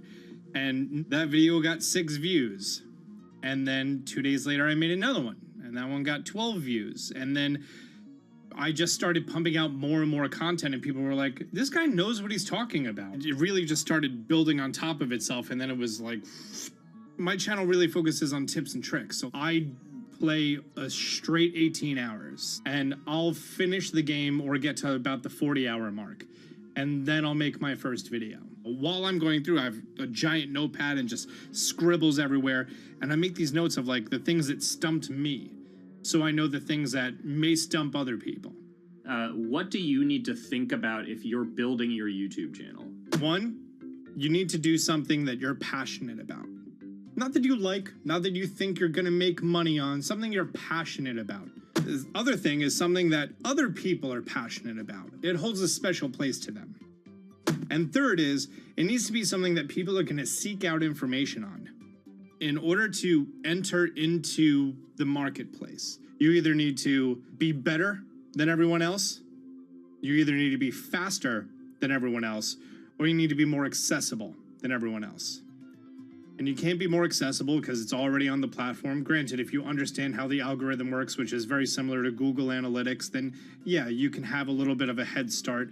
But if you're not doing it faster, and if you're not doing it better than everyone else, then why should anyone watch your channel? So my income as a YouTuber kind of breaks down to 3 different ways. 1, which is the bulk of it, which is ad revenue.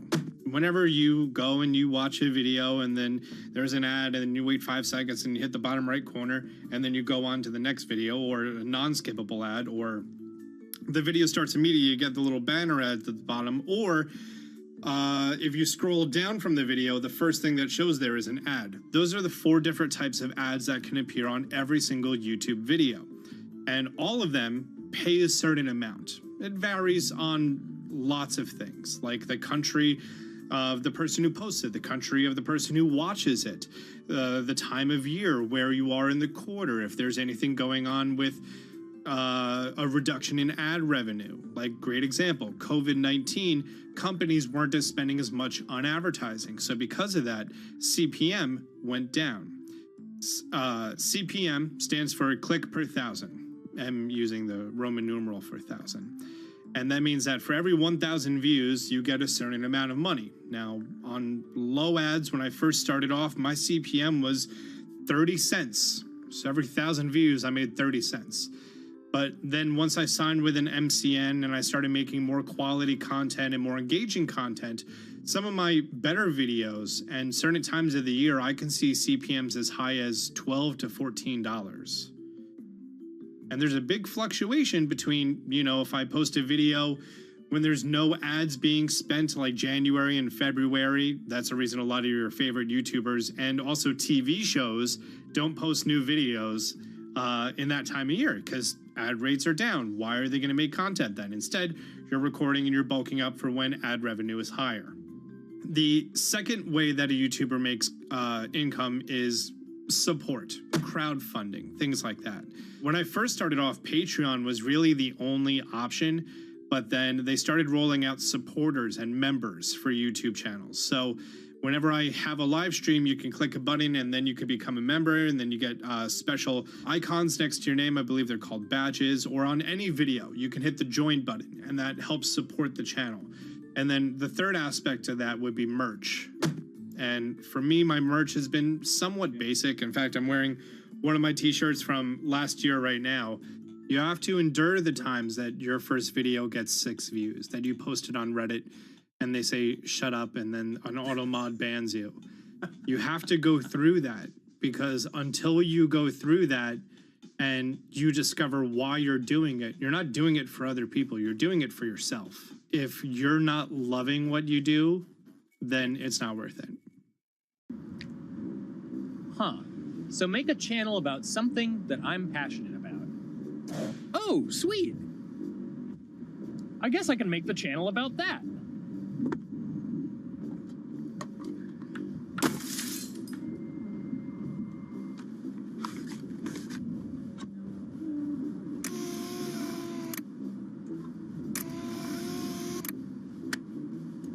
Now, how do I grow an audience?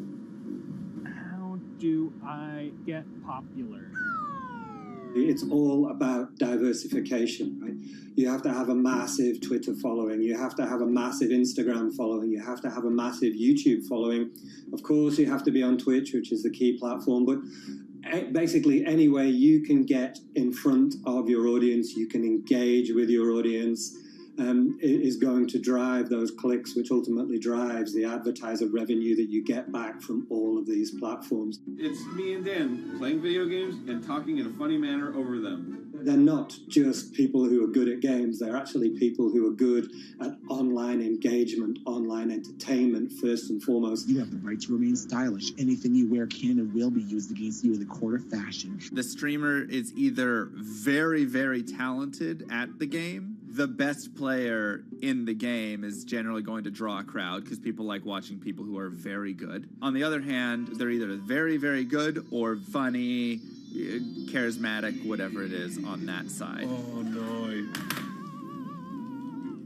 You know, it becomes more of a show where they talk about other things outside of the gaming world, and gaming becomes really just a backdrop and an excuse to engage with that audience. There were those weird, like, Ronald McDonald, like, straight to VHS movies. You remember those? I'm personable, I'm chatty. I would kind of, when boring things were happening in the game, I would ramble on about, movies I'd watched or books I'd read and, or conversations I'd had and stuff like that. And so I think being personable was a big part of that. It's not just getting on and playing games. It's getting on and being an entertainer. You are putting on a show. All right, now let me go ahead and grab the samurai sword that every gym has. Okay, he's dead. To have a larger audience and to have that audience, I think, stay with you, you have to bring something extra. You have to find your niche. You have to find what works and what connects with the audience and what makes them laugh and what makes them keep coming back. You got to make it a little more exciting, all right? Throw in a hanging bishop. Have everybody in suspense for a moment. I think the real most important thing is to just get used to being on camera. Like in any sort of performance thing, is get used to talking on camera.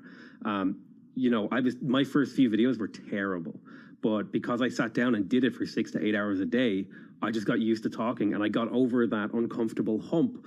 If you go into Twitch purely with the expectation that you're going to make money, make a job out of it, have all this growth, and it's going to be great, you're probably going to burn out prior to getting to that point because there's very little payoff for a long time, right? Like multiple years generally before you really start to see a payoff. And so, those first few times you're streaming, nobody is there. One person shows up every 30 minutes, says hi, maybe, and leaves, right? Like, it's very discouraging, I think, for a lot of people.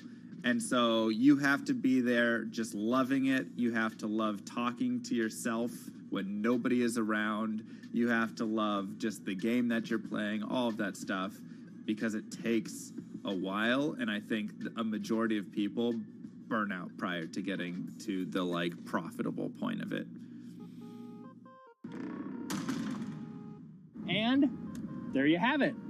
My very own YouTube, Twitch, Discord, and streaming channels all ready to go live. It's a veritable social media ecosystem just on the verge of thriving. So don't forget to smash like and subscribe and visit my Patreon for perks. Also, go to my merch page. And one last thing, stay cool, my friends.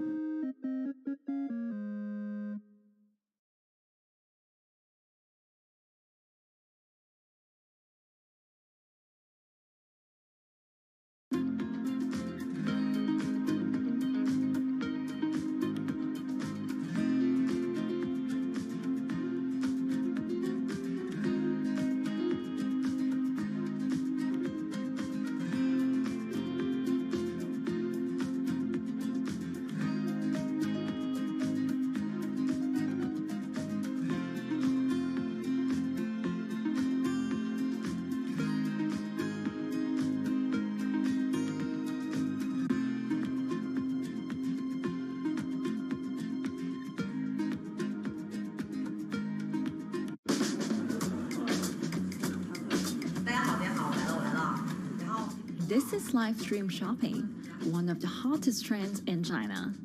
Every night, tens of millions of people watch live shows hosted by influencers like Thea and buy the products they recommend. On e-commerce and social apps like Taobao and Douyin, the sister app of TikTok. 我觉得已经改变了大家的购物的方式。其实各种各样的产品，哪怕你不买，你也可以来看。当然，你看了你就有可能会买。It's not about, only shopping. It's about the experience. It's about having fun. You got to see 3D. You got to see in some kind of action. It's almost like a theater act. The internet craze has taken over China. By the end of 2020, the country had almost 400 million live stream shopping users. China's live stream e-commerce market has also grown dramatically, with an estimated value of $161 billion in 2020. It's becoming popular outside China as well. So, is live streaming the future of shopping?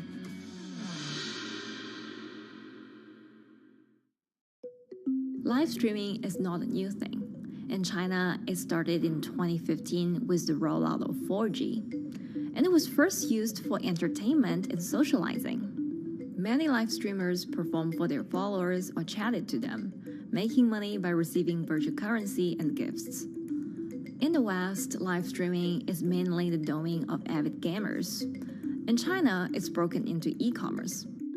China actually has a very big e-commerce empire, so it uses these super apps, what we call that you have payment, you have search of information, you have recommendation system, and you have huge amount of goods available on the platform, and as well as a lot of consumers. So with this advantage, they merge these features of live streaming to make the influencers actually sell goods. Here is a perfect choice. Nice neutrals, beautiful print, nothing overwhelming, and the warmth and comfort of flannel. This is item. Traditional TV shopping involves a one-way direction, whereby a host introduces a product, demonstrates certain things, and say, call this number or something. But live stream shopping is live. That in itself is a very, very big difference. It causes different psychology. And live stream shopping is a very entertaining way of actually engaging someone else. When you shop, actually, this live streaming video will continue. It will minimize into a corner, and you can buy the items and pay all on the same app. And after that, the live streaming screen will just enlarge by itself, and the promoter will come back to screen. So it's very convenient. Taobao, one of China's biggest e-commerce platforms owned by tech giant Alibaba, added a live streaming function in early 2016. In the following years, other e-commerce and social platforms like JD and Douyin also integrated this feature. 开头的时候还是有很多的挑战的，对画面的这个流畅，然后是否能够很真实的去还原商品，它其实在这个上面是有很高的这个门槛跟技术的这个卡口在的。不管是我们的这个用户的接受度，还是商家的这个上手的这个难度都很高，但是这几年下来，基本上难点在不断被突破的。Over $70 billion worth of goods was sold via live stream on Taobao in the year through March 2021. Latest surveys show that over 60% of live stream users in China were watching shopping shows, and over 65% of them shopped at least once via live stream. In 2020, live stream shopping got a huge boost during the pandemic, when millions of people were in lockdown and many retailers were pushed online. People, during the lockdown, felt like there's a need for more social interactions. This live platform creates an interesting kind of environment that gives people the sense that I'm actually interacting with you. And then live stream shopping brings in a lot more variety of things that people could buy and satisfy, the sense of losing control, especially during the pandemic. At the heart of this craze are the top influencers who have tens of millions of followers and sell products worth millions of dollars every night. They often use their star power to get bargains from retailers, which in turn boosts their own sales and influence. So if you think about China's live streaming, you have to know the king and queen of the influencers. The queen of live streaming, Via, she is actually having the biggest viewership and the biggest sales volume for a long time on Taobao platform. She can sell everything from like Gucci sunglasses, lipsticks, homes and cars. One time she offered her followers to go on a Tesla ride with her, and she even, for once, sold a rocket launch in her live streaming room for 40 million yuan. 接下来我们真的要上火箭。The king would be Li Jiaqi, more widely known as Lipstick's brother. He used to be a cosmetic sales before he turned into live streaming e-commerce. And he knows a lot about the cosmetics. So he's the one that will actually put the lipsticks on himself when he's on the show. Top live streamers like Via and Li Jiaqi have become celebrities in China and can earn millions of dollars a year. Although not everyone can be as popular, mid-ranking live streamers like Tiffany still earn a good income through sales commissions. 如果说单从收入方面来讲的话，那主播的收入是比普通的工作要高很多。但是呢，主播这个工作时刻对身体，包括对精神都有很大的一个考验的。就是每天需要集中精力，然后长达5-6个小时，这种状态是很累的。而且这5-6个小时的话，你是脑子是不停的，然后嘴巴是不停的，然后手也是不停的，眼睛也是不停的。像我们做主播，不是说单一的只做直播一件事情，然后还会有选品的一些工作，然后还会有一些其他的事情排在里面，其实是没有个人生活的。那我觉得增强粉丝影响力的话，不是说某一件事情。可能今天做了什么事情你就增大了影响力，而是每天不断的内容的输出，粉丝不断的可能对你的了解，慢慢的信任你。没有芝麻酱的味道，如果吃不习惯的话就慎买。A lot of successful live streamers are generally very good at communication. They're very good at articulating very simply what a product does, what a product doesn't do. In order for them to sell, they need to be trustworthy and appear trustworthy, and they need to show in some ways that they're authentic, right? So for Via and Li Jiaqi, they are able to articulate that quite a bit through their body language, through what they say. For example, Li Jiaqi will also sometimes say bad things about certain products because to him that's his honest opinion, and sometimes people want to hear that. And so they seem very credible, they seem very trustworthy, and don't forget, they're also very entertaining and very interesting. If you're familiar with Li Jiaqi, he won a Guinness record for like the most lipstick applications to models in like 30 seconds. So if you're able to create a lot of buzz with interesting things that you do, people who may not want to buy lipsticks will also stream in just to watch what he does. And then from there, you might get hooked. 这就是一般女生出门的时候涂的口红的颜色。Live streamers also use sales techniques such as limited time or supply. This sense of scarcity can often encourage viewers to buy. The platform in itself creates and enhances some of these things because you see it live. Something we call social proof has taken over, meaning that, hey, other people are interested, other people are joining in, other people want the same product.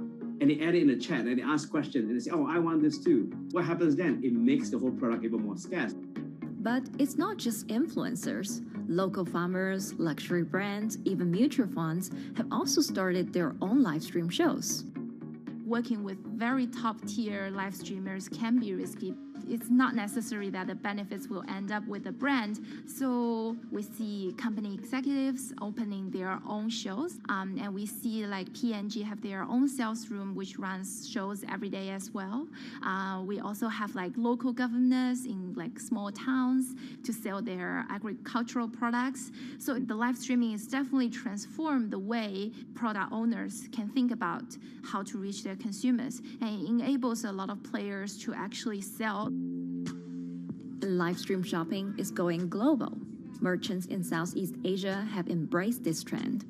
And in the West, Amazon has upgraded its live streaming function, adding interactive features like chat rooms. Companies, including Google and Facebook, are also developing and investing in technologies to integrate video and e-commerce. 直播电商它其实已经开始成为主流，它未来的发展空间跟潜力都是巨大的。接下来大家会越来越依赖这种购物方式，会变成一个比较日常化、比较规范化的这么一个趋势。If you look at the numbers alone, their numbers alone, Li Jiaxi's numbers or Via's numbers, you know that they can sell and you know that they can generate revenue.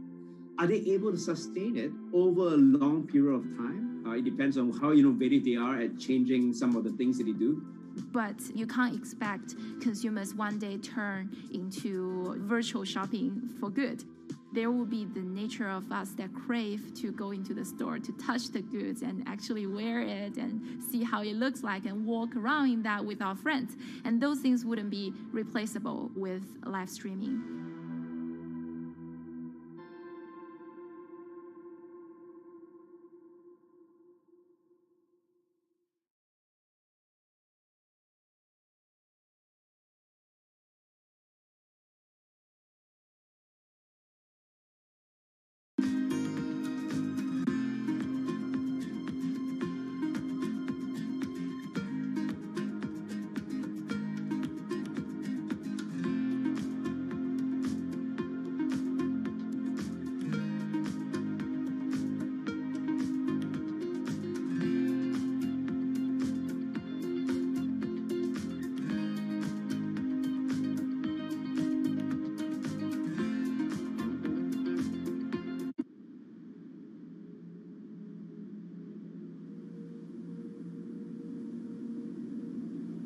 You could imagine that the oceans are actually the largest battery.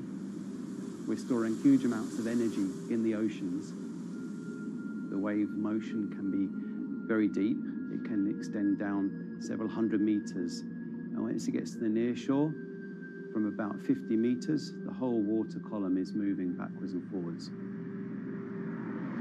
As we search for ways to reduce our reliance on fossil fuels, some are looking to a largely untapped potential source of renewable energy.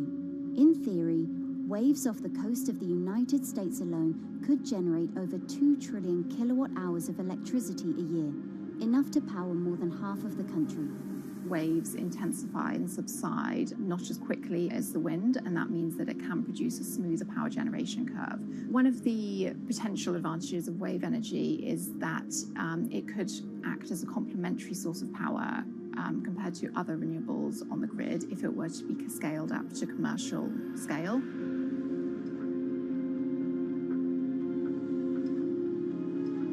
For decades, engineers have been trying to convert wave energy into electricity, but a host of technological and financial challenges have complicated their efforts. In the years from around 2006 to 2015, there were a spate of bankruptcies in the sector, and this was largely because of a lack of kind of continuous proven projects out at sea with reliable electricity generation. Since then, companies have been trying to develop the technologies at a steadier pace and with a smaller cash burn. But the same questions remain. Can companies develop devices and technologies that actually work? Is wave energy just a novelty or something that can become a major renewable energy source?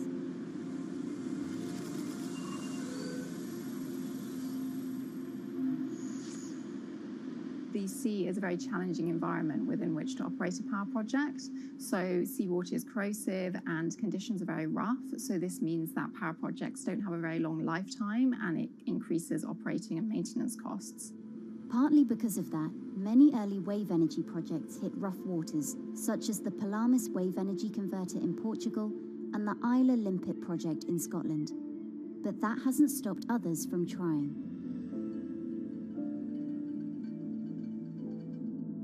Companies are focused on testing projects out at sea, proving their durability, trying to raise capital and bring down cost.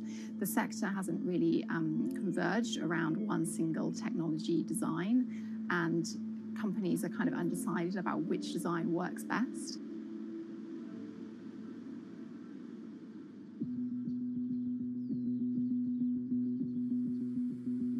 Finland-based AW Energy is a veteran in the sector. The first proof of concept of the company's device was made in the 90s after diver Rauno Koivusaari observed the strong back-and-forth movement of a hatch cover in a shipwreck in the Baltic Sea. the waves are generated far from the coastline. So the wind blows on the surface of the water, causing the water particles to rotate. And that rotation extends deep down below the surface. And the waves can be very long. They can be several hundred meters long.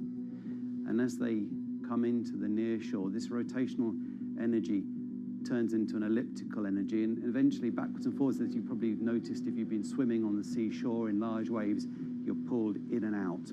That's the energy that we're extracting. There's a sweet spot where we deploy, so around 10 to 15 meters of water depth. That's where there's still strong wave energy coming in. After years of research, prototyping and testing, the company has deployed Wave Roller, a 350 kilowatt device in the waters off Portugal. Wave Roller has an 18-meter wide and 10-meter high steel panel fixed to the seabed via a floatable foundation. The panel moves back and forth with the waves, capturing the energy. It's submerged in the depth of 15 meters, so it's protected from the extreme waves. We generate electricity by capturing the movement with hydraulic circuitry in a machine room underneath the surface. That hydraulic energy we turn to electricity with hydraulic accumulators and hydraulic motors, and also a generator. The Wave Roller has survived large waves at sea for over a year and delivered electricity via an underwater cable to the grid in Portugal. Meanwhile, the company has won a €2.5 million grant to work on an upgraded version of the Wave Roller, aiming to increase the electricity generation capacity to 1 megawatt. The upscaled device would have a bigger panel, 2 power takeoff units, and improved software to control the energy production. We have taken into use a wave prediction algorithm that kind of tells us what kind of waves are coming into our device. That gives us few seconds to prepare for capturing more energy, and the difference in that is significant. Our future plans are to deliver technology around the world. So I'm hoping we can be working on delivering technology to projects in Asia and also in the American continent as well.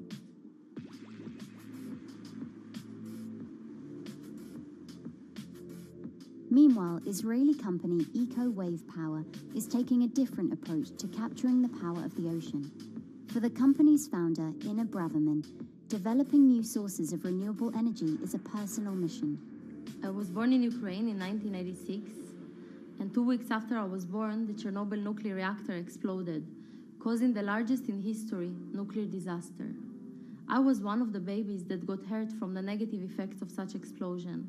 I had a respiratory arrest and a clinical death. Luckily, my mother, a nurse, approached my crib on time and gave me a mouth-to-mouth resuscitation, which saved my life. I got a second chance in life and decided to do something good with it. Growing up, Ina wanted to be a politician to positively change the world.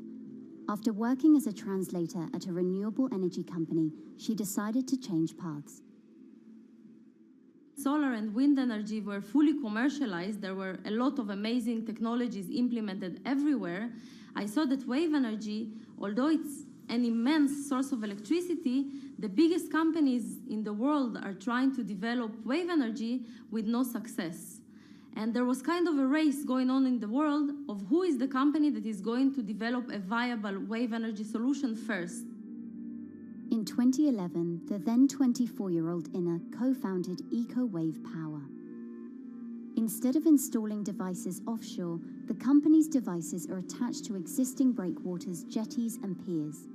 Our technology is very cost efficient, especially in comparison to the offshore technologies, because we don't need any ships, divers, underwater mooring or cables. We install on existing man-made structures, and all our expensive equipment, the generator, the hydraulic conversion unit, the automation, is located on land just like a regular power station.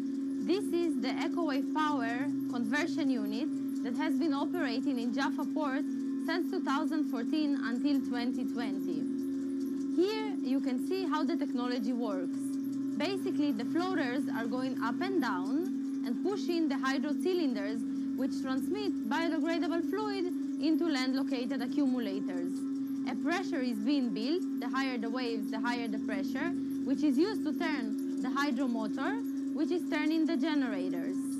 The whole system is controlled by a smart automation system, which you can see right here. And in case of upcoming storms, the system automatically raises the floater above the water level and keeps them in the upward position until the storm passes. The company has been operating a 100-kilowatt grid-connected device in Gibraltar since 2016, which is enough to power 100 households. Currently, Ina and her team are working on another 100-kilowatt project at the port of Jaffa in Tel Aviv. The project will be also the first time in the history of Israel that wave energy will officially connect to the electrical grid. And our goal going forward is to expand it to all suitable breakwaters in the city of Tel Aviv and to supply a significant part of the city's electricity needs. Today, engineers and entrepreneurs are still trying to crack wave energy. Globally, only a few hundred kilowatts of wave energy are deployed, compared with gigawatts of offshore wind. But the field has come a long way in recent years, and with the right engineering solutions, this new power source could eventually become competitive with more mature renewables like solar and wind. I would have a lot more confidence in the success of wave energy companies today as opposed to like 20 years ago. But in the next few years, or maybe the next couple of decades, it will be more likely to be used in remote locations like islands that are otherwise dependent on expensive diesel power, or out at sea on gas decommissioning rigs, or for powering underwater autonomous vehicles. So definitely wave energy can compete with other renewable energy sources, but I personally believe that this is not a competition. In order to have a 100% renewable energy friendly world, we need all renewable energy sources to work together.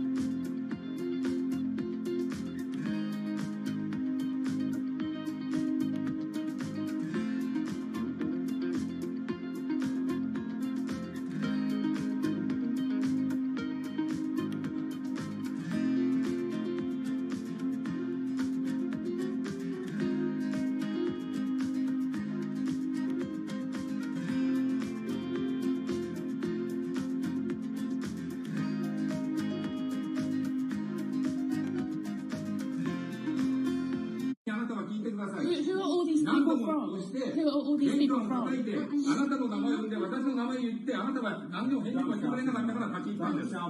So can you please tell me? I'm not going to... please wait.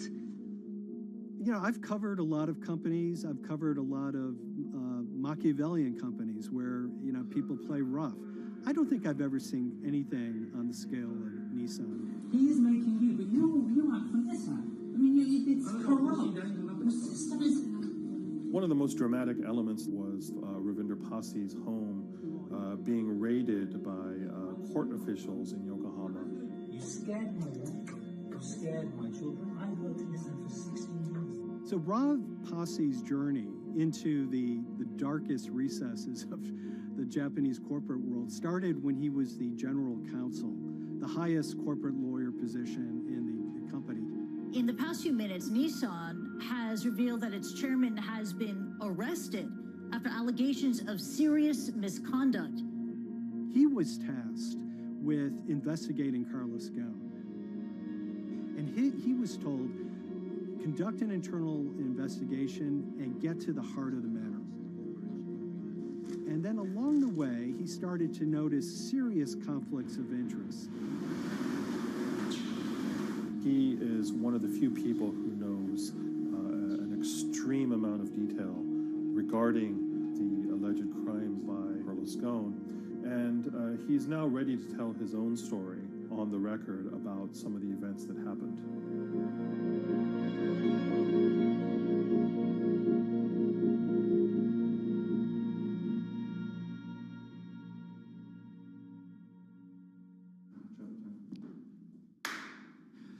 My name is Ravinder Passy. I'm the former Global General Counsel of Nissan Motor Co. Limited. And you could say, yes, I had a front row seat in terms of what was going on. When Carlos Ghosn saved Nissan years ago, he was depicted in Japanese comic books as this hero, and now maybe we'll see comic books where he's the villain. In corporate Japan, Nissan was quite an unusual company. It was led for 2 decades by a non-Japanese executive. Well, Carlos Ghosn was a hero in the Japanese business world. If you had a global business celebrity in Japan and worldwide, it was definitely Carlos Ghosn. In a country with few foreigners at the top, he stood out. But over the years, he saved Nissan from bankruptcy, allied with Renault and Mitsubishi, and turned the alliance into one of the most competitive in the world. Yet as the years went on, I think his ambitions changed a little bit. He started thinking about legacy plays, and one of them was to really tighten the alliance between Renault and Japan.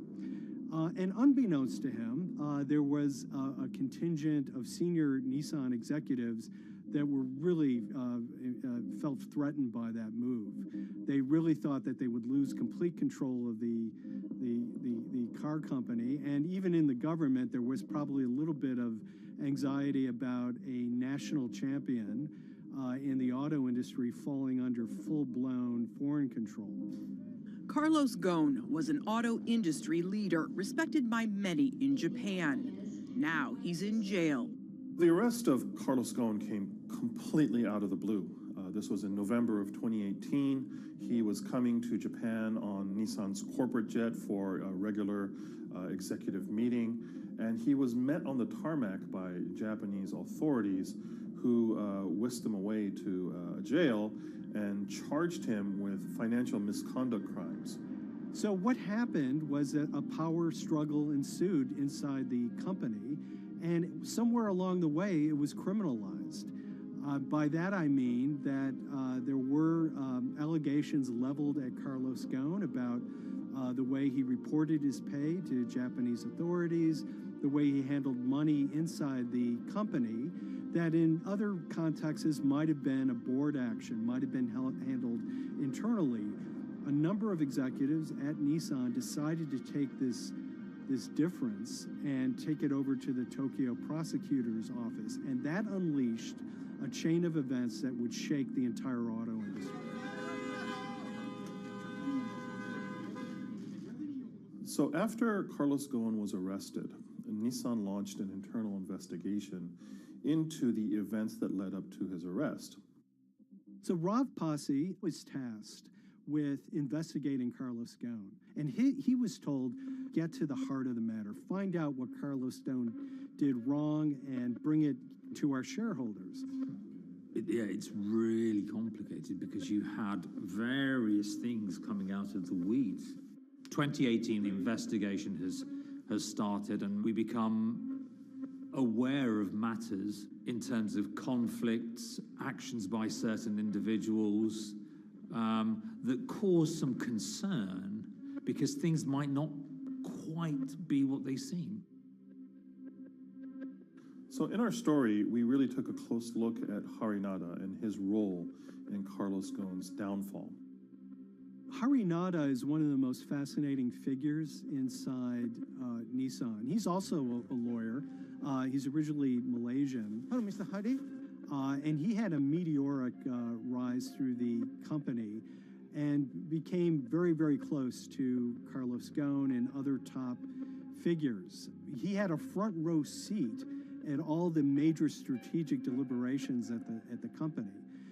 And when he discovered that Carlos Ghosn, as his final legacy play, was going to tighten the relationship between Renault and Nissan, he made a decision to go against Carlos Ghosn. And he became one of the key figures that decided that Carlos Ghosn had to go.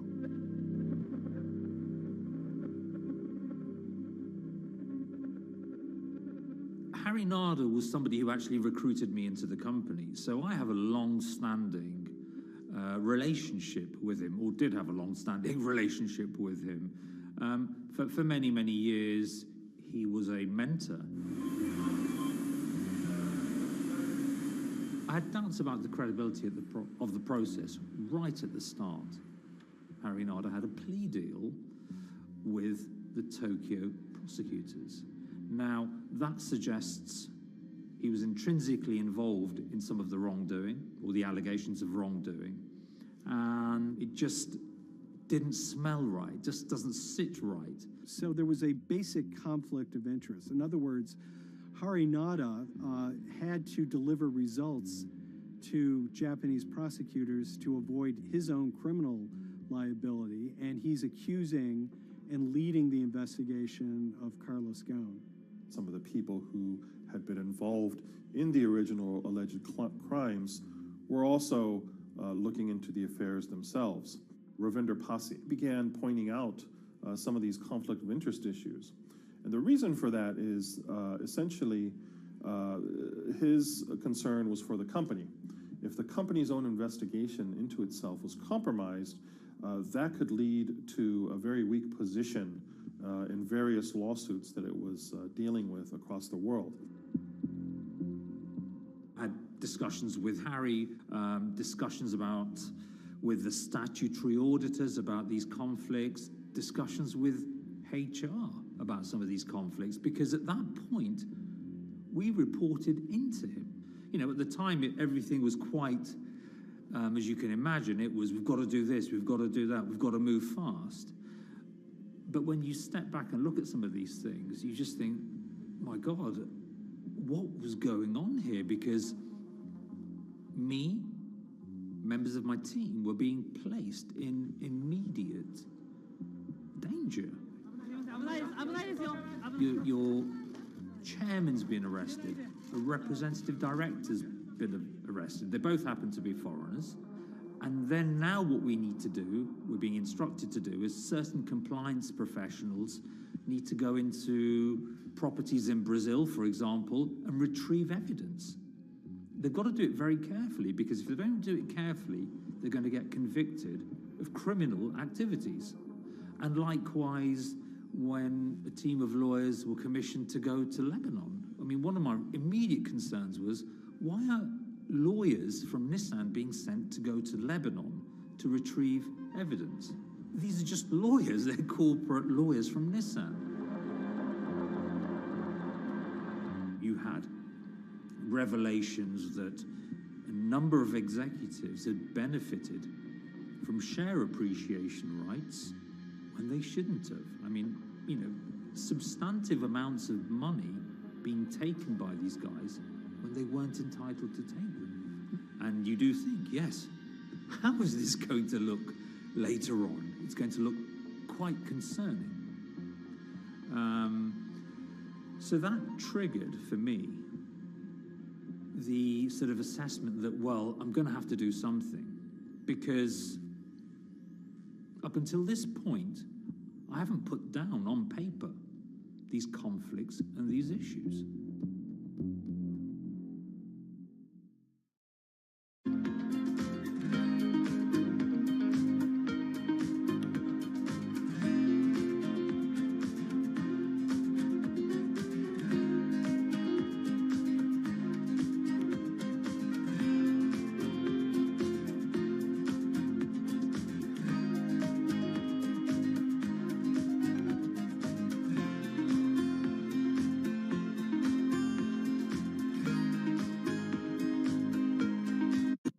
So Rav Pasi makes a fateful move. He writes this letter to the board listing every suspicion he has in great detail, backed up by evidence, backed up by memos, of why this internal investigation had serious problems.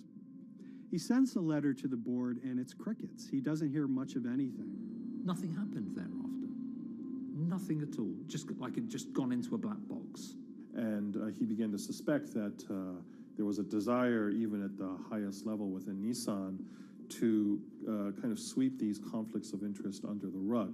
Unfortunately for me, I think, again, with hindsight, people must have thought that this is the nail that's sticking out, and we can't have this.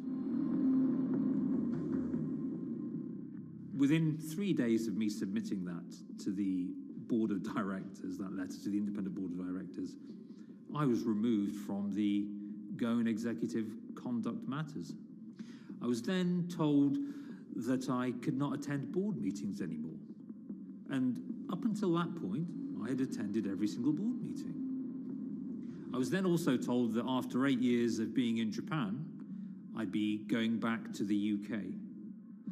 It eventually transpired that I'd be the VP of Projects and Transformation, managing a team of 3. So you can imagine what this feels like at this stage. Almost an arbitrary removal from Japan, where I've lived for 8 years, had 3 children there, my family has grown up, and we've been settled there, having a few months earlier been promoted to vice president at a global level, to being almost demoted. So Pasi was essentially being reassigned to get him as far away from the internal investigation as possible, and also to a certain extent in retaliation to some of the issues that he brought up regarding the internal investigation and Harinada. What happened to Rav Pasi can be seen as a series of corporate humiliations. I mean, first of all, his immediate responsibilities were taken away from him. Eventually, he lost, the coveted general counsel title. But it didn't stop there. Toward the end of his stay in Japan, Rav and his wife were convinced that they were being followed. During that period, I'd noticed that whilst driving my car, I'd have other cars following me. First time I noticed this was around mid-March, and I was driving, I can't remember where I was going, but this grey van, small van, just literally started following me. And I noticed that there was somebody in the car taking pictures. And lo and behold, we were absolutely being followed either by people on foot or other individuals, 2 or 3, normally 2 burly men in a car, different cars at different times, following us around. They were following the family as well. And, given I'd seen the Nissan security department behave in a very, very egregious manner with others in terms of following and surveilling, I was very concerned as to what they were doing and who they were giving this information to. Because if they're giving this information to the authorities, you do think, why? What's going on here? I mean, this is just not normal behavior. And this all culminated in a rather dramatic event in the middle of 2020. Who are you people? Where Nissan had hired a legal team and had obtained an unusual court order from the district court in Yokohama to basically do a search of his home and seizure of his corporate laptop and phone and other documents. If you don't let us in now, we have to break this key. So it's a pretty extreme way to treat someone who had spent 16 years at the company. These people have all come in. We don't really know who they are, apart from the fact that I've been shown a badge that says the Yokohama court. And they're here to recover a laptop and a mobile phone. It was even more weird because I'd highlighted to the directors that certain Nissan executives were trying to recover this laptop and this phone whilst I was still in Japan. And I was very concerned because it had evidence on there that related to misconduct matters and other forms of inappropriate conduct. It was just another form of intimidation, another form of harassment, forcing me almost to leave the company and the country. Because once they'd retained and obtained these items, we were still followed, which, again, I just couldn't understand. What is the point of doing that? You know, this isn't a car company. This is not the KGB.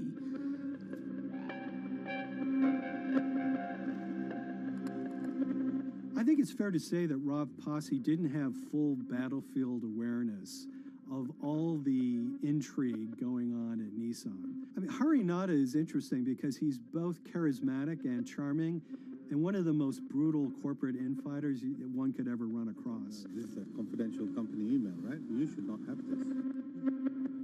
If he had fallen into line, he would probably still have his job at Nissan, be paid very well, and continued his work.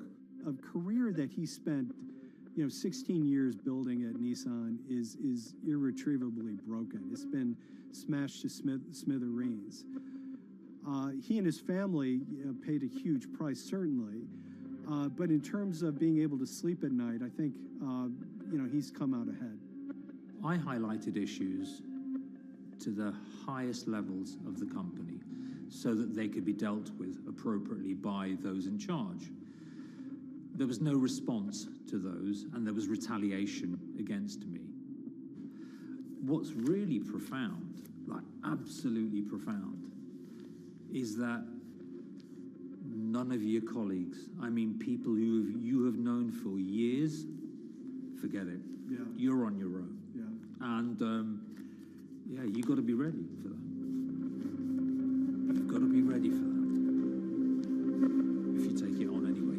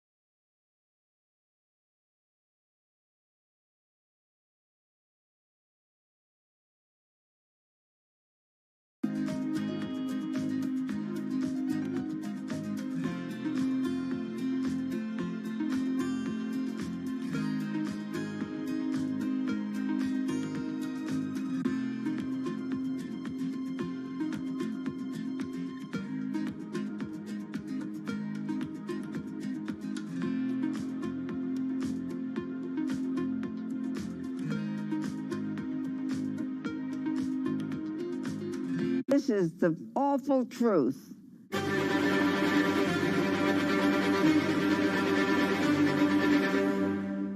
There's always someone in the family that's pushing it.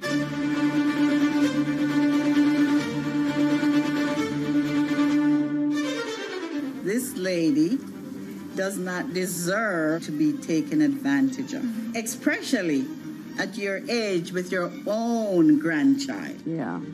My grandma is having to sue them. I'm testifying against them. Nobody's talking. They're one floor below right now. I get afraid to go on the elevator. It's sad that it had to devolve to this. It's like a soap opera It's a to very me. sad thing. It's a family feud. A family feud. Here's a family that, on paper, you would think has the wealth that so many people seek, yet at the end of the day, it seemed to sort of rip everybody apart.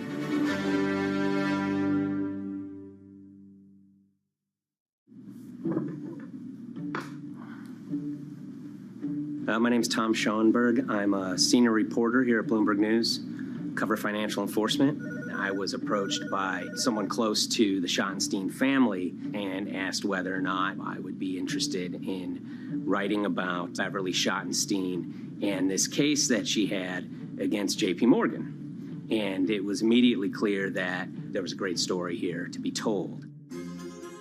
So I started just, assembling all sorts of documents that the family made available to me. That included a diary that Beverly had begun writing when she started having suspicions about what was actually going on with her money.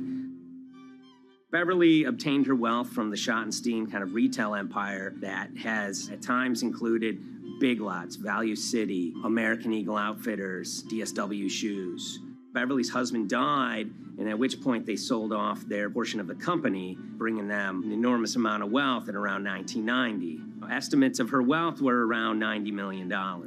She, for many years, had that pool of money being managed by outside advisors. Her grandsons in the late 2000s had both graduated and were becoming financial advisors. She gave them a little bit to work with, and over time, her grandson, Evan, became the trustee of her entire estate. Managing sort of family money is not a conflict. In fact, some ways in wealth management, it's kind of how you get your start. It's kind of the seed that you need to sort of get going in the business. But Beverly started having suspicions that something was wrong probably in around 2016. Well, there were suspicious things, but taken separately without everyone talking about their own experiences, it was hard to really put it together. She had written a check to her caretaker, Dawn, that bounced. So she went down to her local Chase branch to sort of find out what was going on. She wasn't getting paper statements in the mail, so she asked them to print out a number of her statements having to do with her checking account and her credit card account. So we went to the bank and asked for the statements. And she got a whole year and going through all of them, page by page by page. And it was there she saw all sorts of charges that she said she didn't authorize or didn't know about. I was becoming very, very suspicious. I was starting to look in the money part, and that's what bothered me more when I saw that money was going. And I was not a big spender. Around the same time, Dawn, she starts noticing Beverly's son, who lived in the condominium below her, came up with Evan with a shredder and started grabbing papers in her office area, including some with J.P. Morgan letterhead, and just started sitting at the kitchen table, just shredding documents over and over. Yeah, they came in one morning. They used to do it in the back. Through the back door, and they brought the shredder inside. And then they went in the drawers in the office and took out all the papers, and they started doing it. I was very suspicious because I know you don't go around and destroying papers. Beverly said that they had done this many times before. That's when she said to me, Dawn, I'm going to write my feelings in this black book. Diary. And it's a diary, and she started writing. Each day she would write a little at a time. Around the holidays of 2018, a package had arrived, a FedEx package, and in it were materials about a venture capital fund based out of the Cayman Islands. Dawn and some other family members take a look at this, and they see that Beverly is signed up for this fund to the tune of $5 million over the course of several years. And that was really the beginning of it. That was sort of the tip of the iceberg when it became obvious that something was going on, that my grandmother really wasn't aware of this fund. Beverly started to panic. She got really upset and called, J.P. Morgan's headquarters in New York and asked for Jamie Dimon. She said she was told someone would call her back, but she says that never happened. She wrote a letter to Evan and Avi, and in there she laid out a number of things that were concerning her: unauthorized trading, the checking account. She had about $1 million worth of jewelry in a safe deposit box, and that her son Bobby had the key to that box, and that jewelry had gone missing. All this was kind of packaged in this, 5-page handwritten amendment to a will and trust. There's such an evolving narrative about why the jewelry was taken. The only truth we really know is that the jewelry is gone.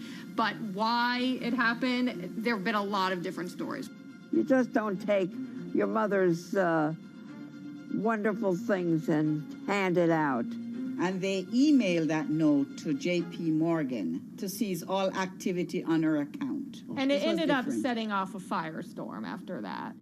As soon as they got this email that there was a cease and desist and that she wanted to send her money and change brokerage firms, they were actually vacationing one floor below downstairs. They're there right now. The next day, Beverly's in her place. The granddaughter's still in her place visiting. Dawn is there, and up comes Bobby kind of barging through the door. And he's screaming about what was sent to the J.P. Morgan. They're now investigating them. And he's furious, takes his mother and sort of puts her into a chair, gets pen and paper, and she says physically forced her to write a retraction letter.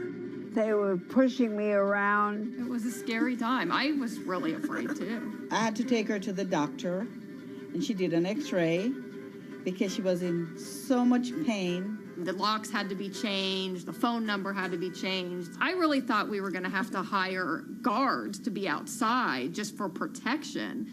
Oh, it was terrible. Horrible scene. Beverly brought her case before the Financial Industry Regulatory Authorities, usually known as FINRA. It took several months of hearings. She sees all sorts of transactions that's going on, hundreds of them that she claims that she never knew about, never authorized, but yet were logged in J.P. Morgan's files as having been direct requests from her. That included the sale of a large amount of Apple stock worth several $1 million, as well as all her stock in Big Lots.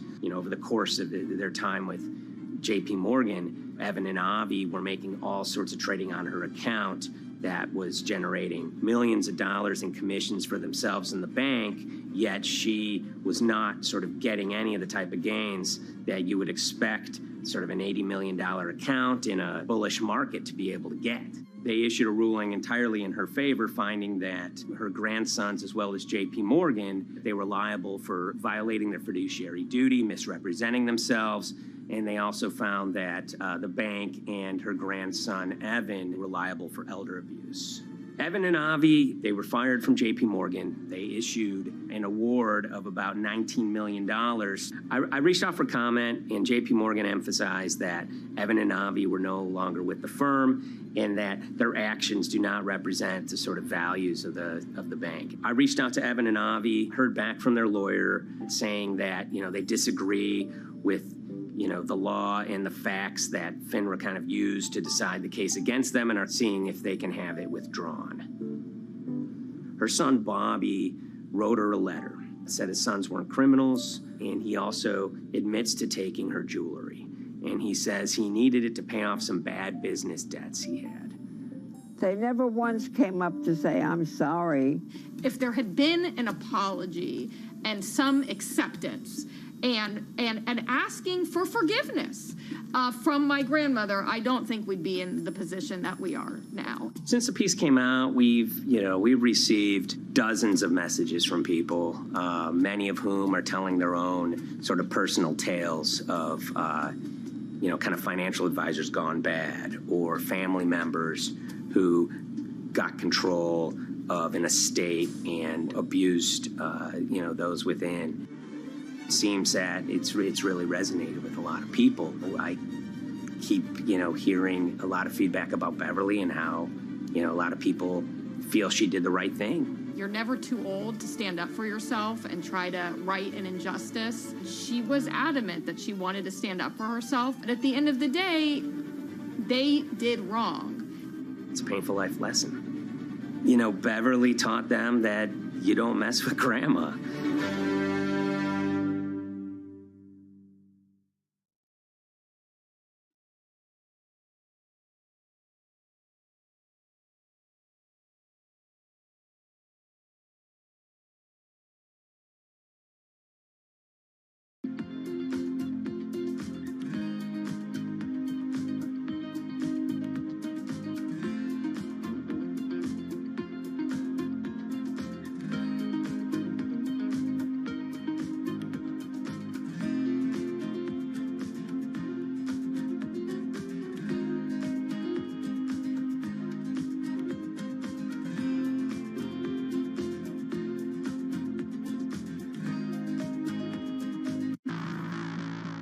On April 20th, oil markets did something they never had before, and they crashed, went into negative territory, and closed the day at minus $40. Meanwhile, in a place called Thaden Boyce in Essex, a group of 9 traders, led by a guy called Cuddles, made $660 million over the course of a couple of hours. The price of oil has collapsed to a record low. We've never really seen anything like it. WTI this morning down more than 35%. People maybe wouldn't have been so surprised if the oil price had fallen to zero, but the oil price went to minus 38. It went far lower than anyone had expected. And so lots of people in the market were saying, well, hang on, something else is going on here.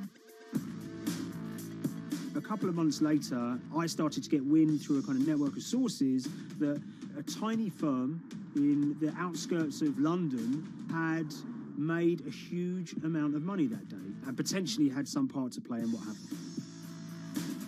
The information we got was that 9 traders at Vega Capital London had made in the region of $660 million in one day. As a group, I think they made as much money in one day as... Absolutely right. Or was there something else going on, and had they actually done something that breached market rules in a bid to sort of push the market? And that investigation is ongoing.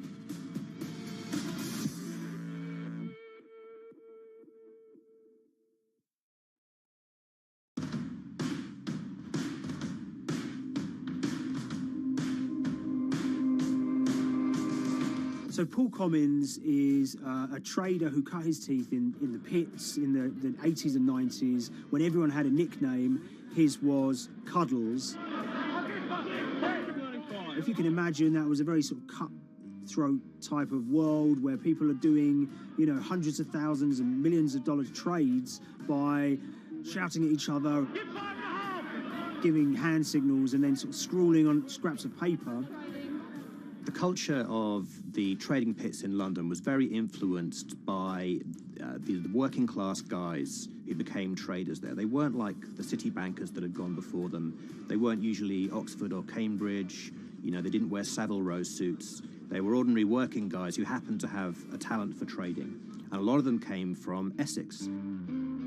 I think it was 400 traders in the pits, and Cuddles in his, you know, oil and gas pit was described to us as amongst the top 3. In amongst that, was very successful and made, you know, very large amounts of money as a young man. But, you know, inevitably, mechanization and the arrival of electronic markets was the kind of death knell for the pits, and in 2005 the IPE closed down. And when the pits shut down, a lot of the traders who worked there lost their jobs or quit or went to work for financial institutions. But Paul Commins decided to start his own trading collective out in Essex. Some of them are ex-pit guys, cut from the same cloth as him. Lots of them are actually sort of in their 20s, and they're his, you know, drinking buddy's son, or they're his own kids' friends from football. You know, they're young lads, hungry and ambitious, and he brings them into the fold. And fairly shortly, he's got, you know, maybe a dozen or so traders that they're independent, let's be clear, but they're all part of this collective.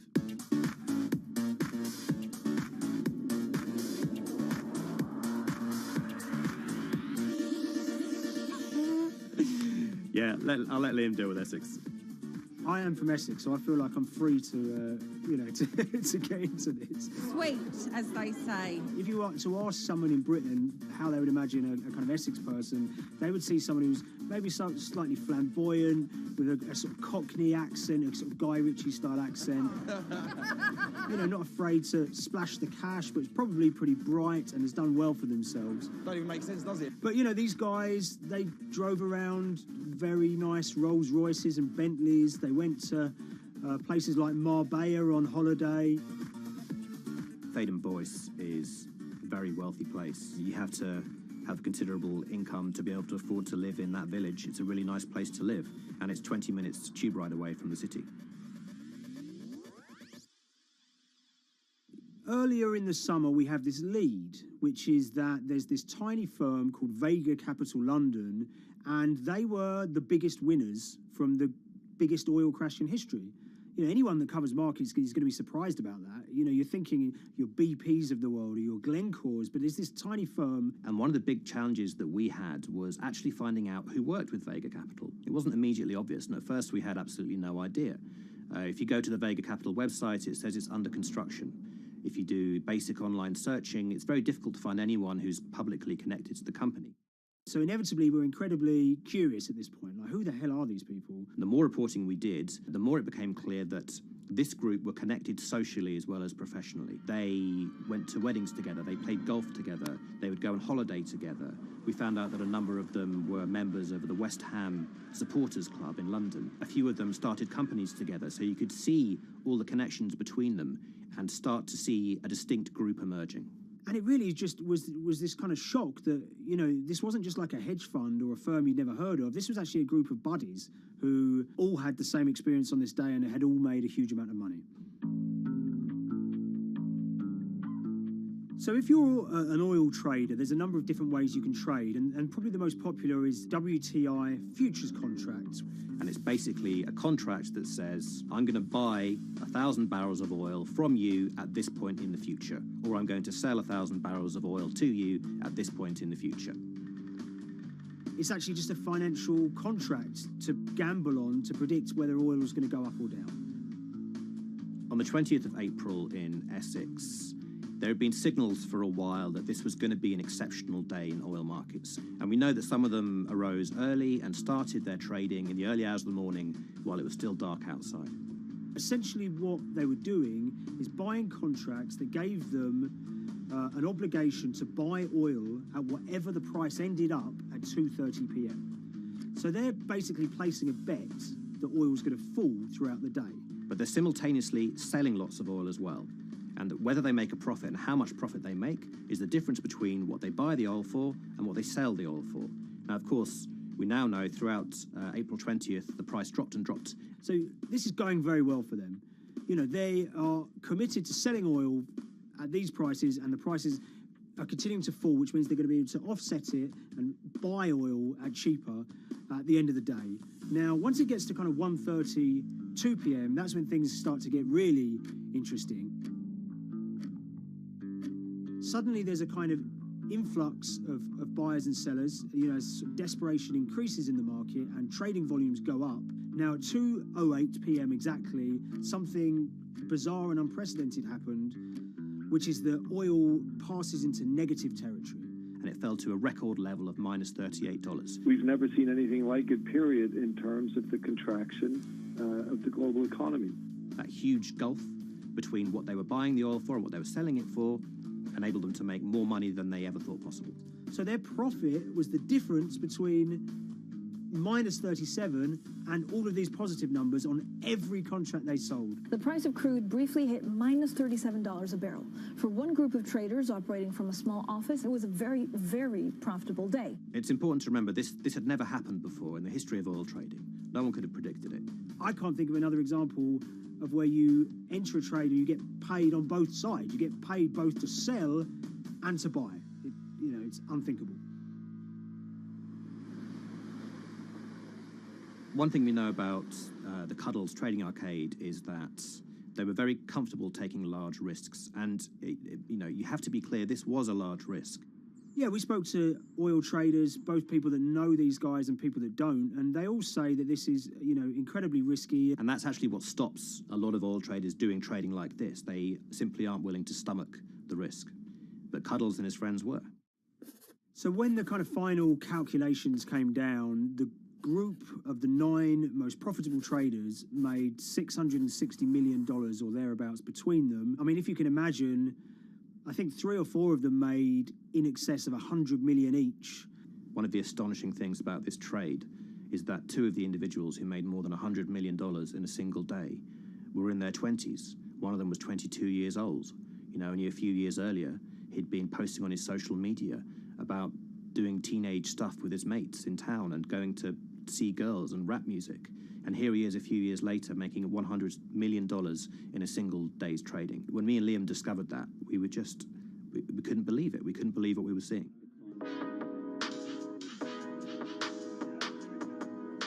Oil trading is a zero-sum game. Anytime you're making money as an oil trader, someone else is losing it. Amongst the biggest losers were the investors in this Chinese fund, Crude Oil Treasure Fund. There were thousands of them, and they lost everything. Lots of people had put their savings into oil funds. They lost money that day.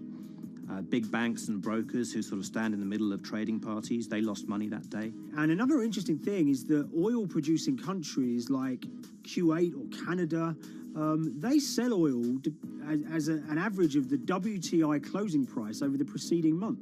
So the fact that one of those numbers in that average was minus 37 meant, if you can imagine, countries like Saudi Arabia and Kuwait potentially lost a couple of dollars on every single barrel of oil they sold that month.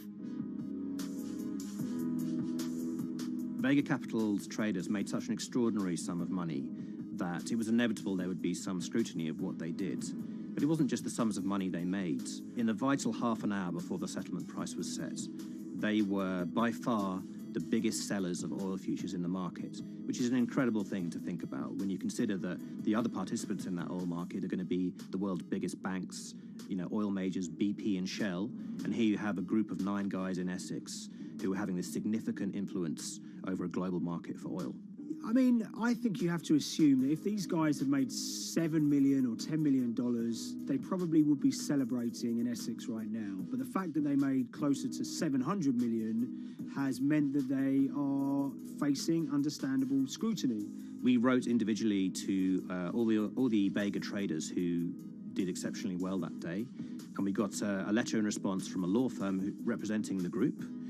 And the law firm was at pains to point out, number one, that they haven't been accused of any wrongdoing, that they all traded independently and separately, and they'd basically all made up their own minds that this was what was going to happen in oil markets based on publicly available knowledge, and decided to execute this trade.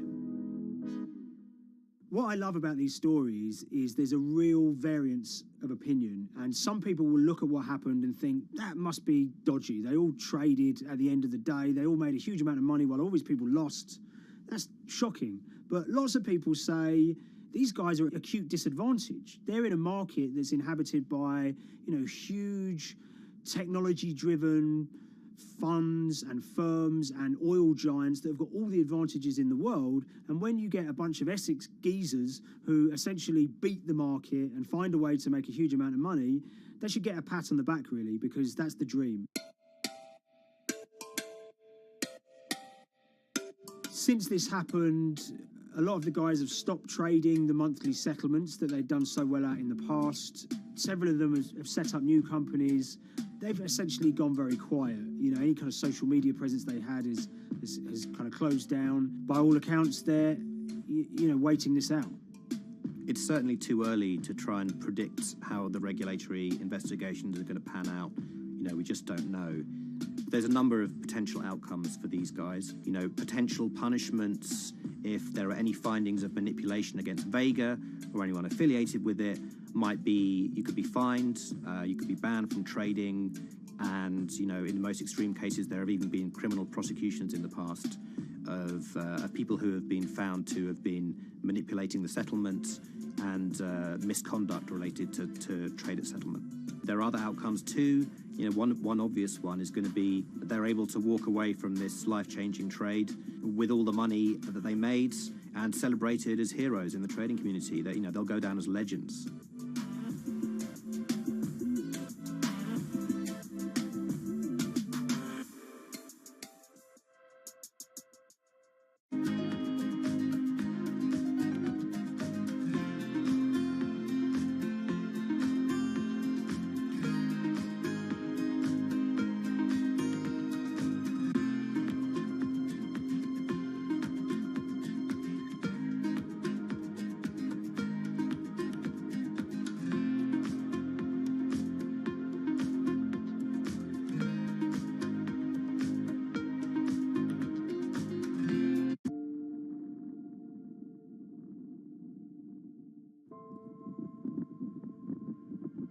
It's very important, given the nature of the climate crisis right now, for the general public to have an understanding of what progress is or is not actually happening. And I think many readers right now, they'll see these hundreds and hundreds of companies making these big, bold climate claims. And they would be forgiven to think that, you know, we're well on our way to meeting the emission reduction trajectory we need to be on. And the reality of the matter is we're just not on that trajectory. And a key reason for this sort of disconnect is the use of offsets that aren't doing what they claim to be doing. We have a massive potential for sort of willful blindness. We can convince ourselves of things regardless of what the facts are. And so that's what tends to happen in these cases. It's not that anybody is setting out to commit climate fraud. They sort of walk themselves into a situation and they convince themselves of one thing, and that allows them to convince themselves of another thing. But at the end of the day, they're doing something that makes no sense at all.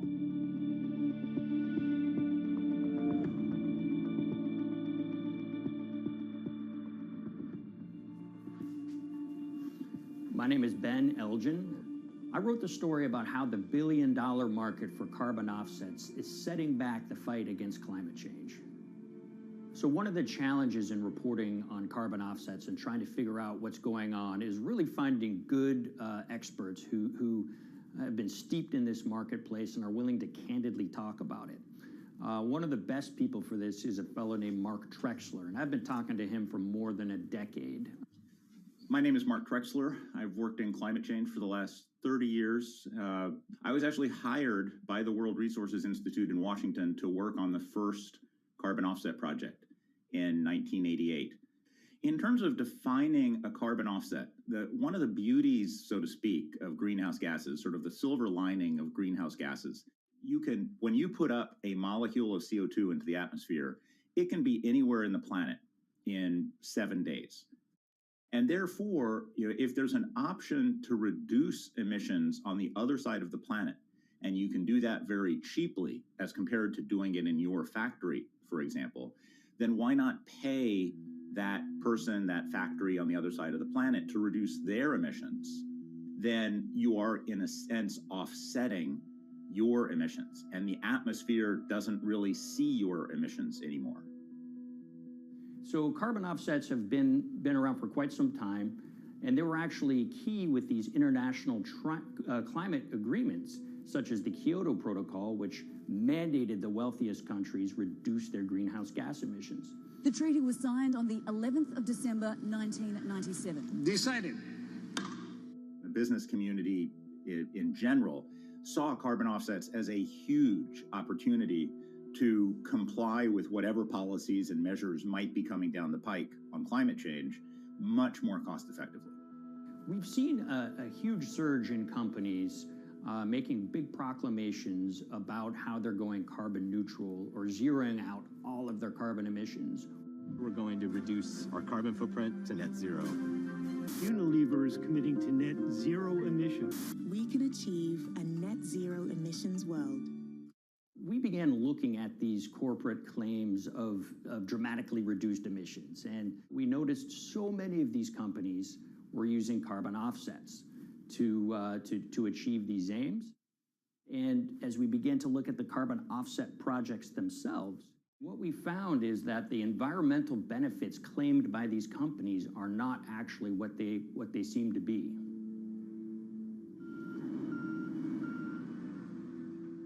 And as we sort of saw and spotted a number of these very aggressive carbon offset projects, which appeared to be generating inflated credits or bogus credits, we saw a number of them were associated with the Nature Conservancy.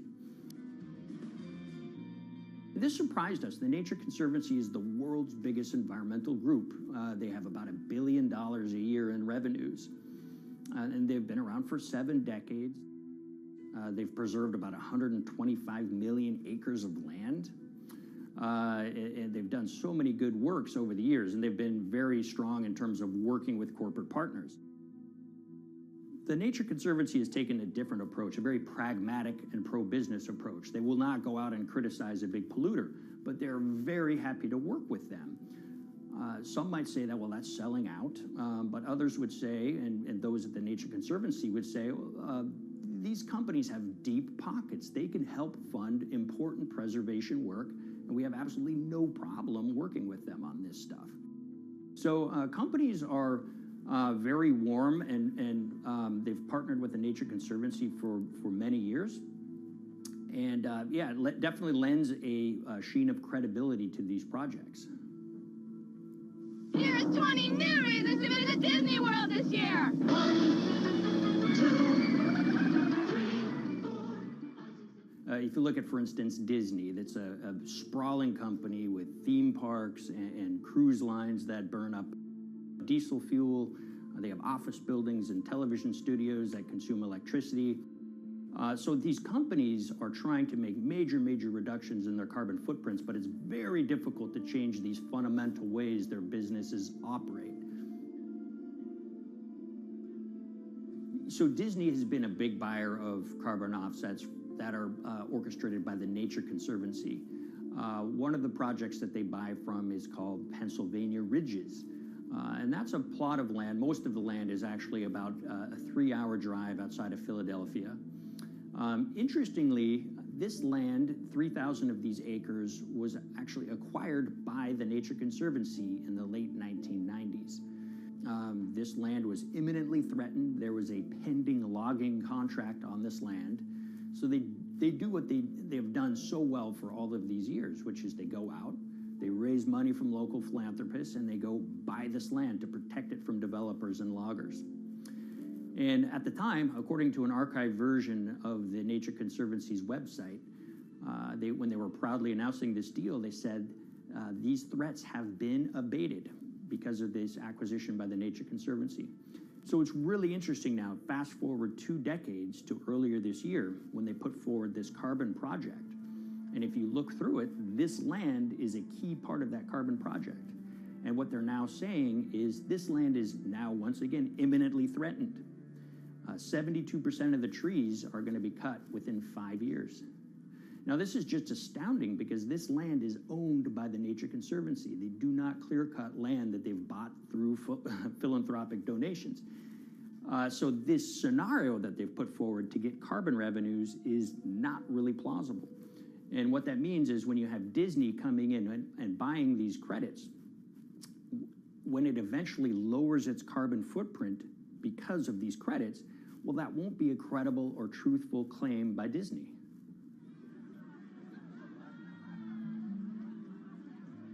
So this is an organization that truly understands the threat of the issue of climate change and is wanting to do its part to address this. However, in this situation, it just appears their drive, which they've had for decades, to increase the amount of revenues that it can use for land preservation work. Nature Conservancy and many others see that carbon credits as a pot of money that they can tap into to further their own benevolent aims. But unfortunately, what this has resulted in is claims of climate progress that just aren't really happening. So the Nature Conservancy defends vigorously these deals, and they and others will say, look, our projects are just following the rules that these registries set up. So some would also put some of the blame on the registries themselves because they're setting up the rules which allow these vapid projects to get up and sold. So we've reached out to all of the companies we mentioned in this story, including Disney. They didn't want to be interviewed for this story, but they all told us that, look, we have to rely on the experts out there, and those experts, they say, are these carbon registries that have been set up. Most of these Nature Conservancy deals are set up and sold on this exchange. It's called the American Carbon Registry. Now, it's the oldest of these registries that allow voluntary carbon credits to be sold. They've been around since 1996. What these offset registries do is they set up rules, and any carbon offset project has to follow those rules. But there's this tension that's always there. If the rules are too strict, then it's going to be very hard for carbon offset projects to get up and running. So there's this balance going on where the registries want rules that attract projects, but they don't want it to be so strict where it will disincentivize projects from getting listed. One of the challenges with designing carbon offset systems is that there are normally two people at the table. You have buyers and you have sellers. And to some extent, you have policymakers, but you know, the buyers and the sellers are really the ones with the expertise, with the incentive to really participate hard, make a lot of things happen. And the challenge there is that both of them sort of want the same thing, or they're both happy with the same thing. They're happy with low-cost offsets and a lot of them, because that works for their business model. You end up, though, with nobody really representing the atmosphere, so to speak. Nobody's really representing the climate in those discussions. And so the policies end up biasing the whole system, and you end up in sort of a race to the bottom, and that's what we've seen happen. You know, when it comes specifically to the topic of carbon offsets, you know, I am a fan of carbon offsets in the sense that they can help mitigate climate change. They absolutely can. But, you know, if we're not going to do it correctly in a way that actually does help mitigate climate change, then it's nothing but a distraction. And, you know, after 30 years, you have to start wondering, is it really just a distraction? And that's really unfortunate, but that's where we are. Ultimately, what needs to happen is systemic change. You know, we're sort of nibbling around the edges with some of these different things. We need to change how we produce energy. We need to change how we transport ourselves. We need to change what and how we eat. You know, we need systemic change associated with transitioning to a low-carbon economy. A lot of what we're doing today is not promoting systemic change. It's sort of trying to stick your thumb in the dike to preserve the current system. And at the end of the day, that can't really work.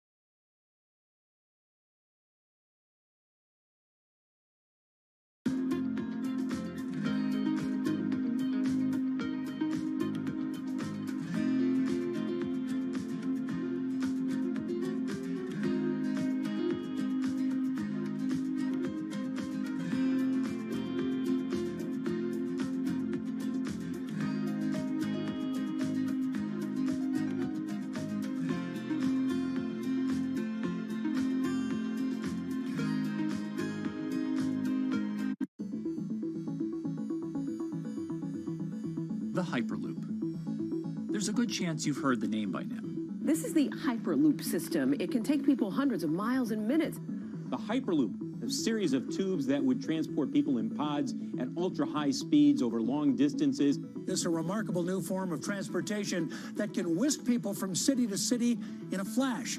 29 minutes from New York to D.C., 30 minutes from L.A. to San Francisco. For years, we've been seeing these futuristic, utopian renderings of some cross between a spaceship and a monorail. But lately, the Hyperloop is becoming much more real. Yes! It was surreal to be even sitting inside a Hyperloop, and just even more incredible to actually be like riding down a track in something that was nothing more than a crazy idea 6 years before.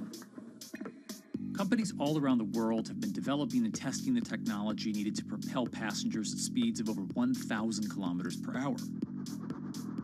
But for many, speed is only the first step to unlocking the full transformational effects of a new mode of transportation. Fast is what we just sort of take for granted in the Hyperloop world. It's the network effects that really deliver the benefit. And that opens up a completely different scale of economic opportunity.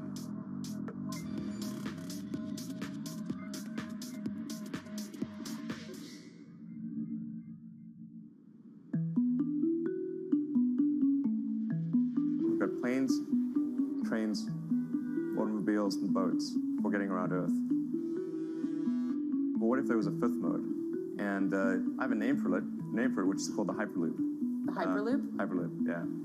In 2013, while riding high on the growing success of Tesla and SpaceX, entrepreneur Elon Musk released a white paper outlining the basic framework of the technology he called Hyperloop. The basic idea goes a little something like this. A tube reduces the air pressure to a near vacuum-like environment. A Hyperloop pod is then suspended in the tube, usually by magnetic levitation. Connection lost. The whole pod can then be propelled forward.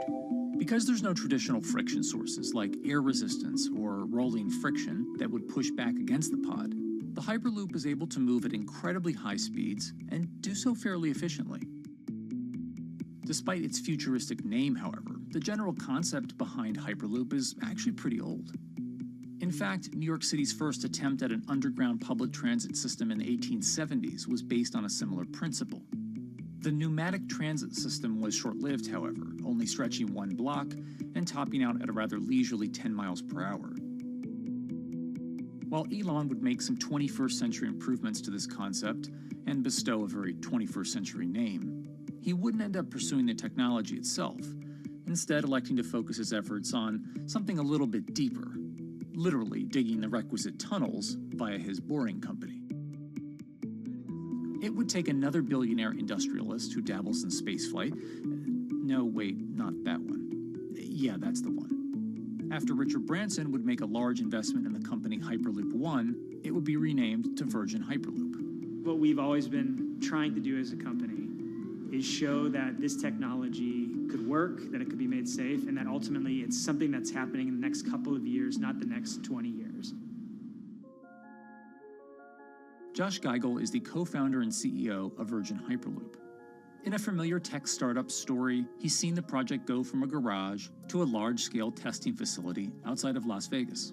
So we started building the first kind of Hyperloop system in 2016. We've done a lot of work, about 500 tests that we've done on that over the last 5 years.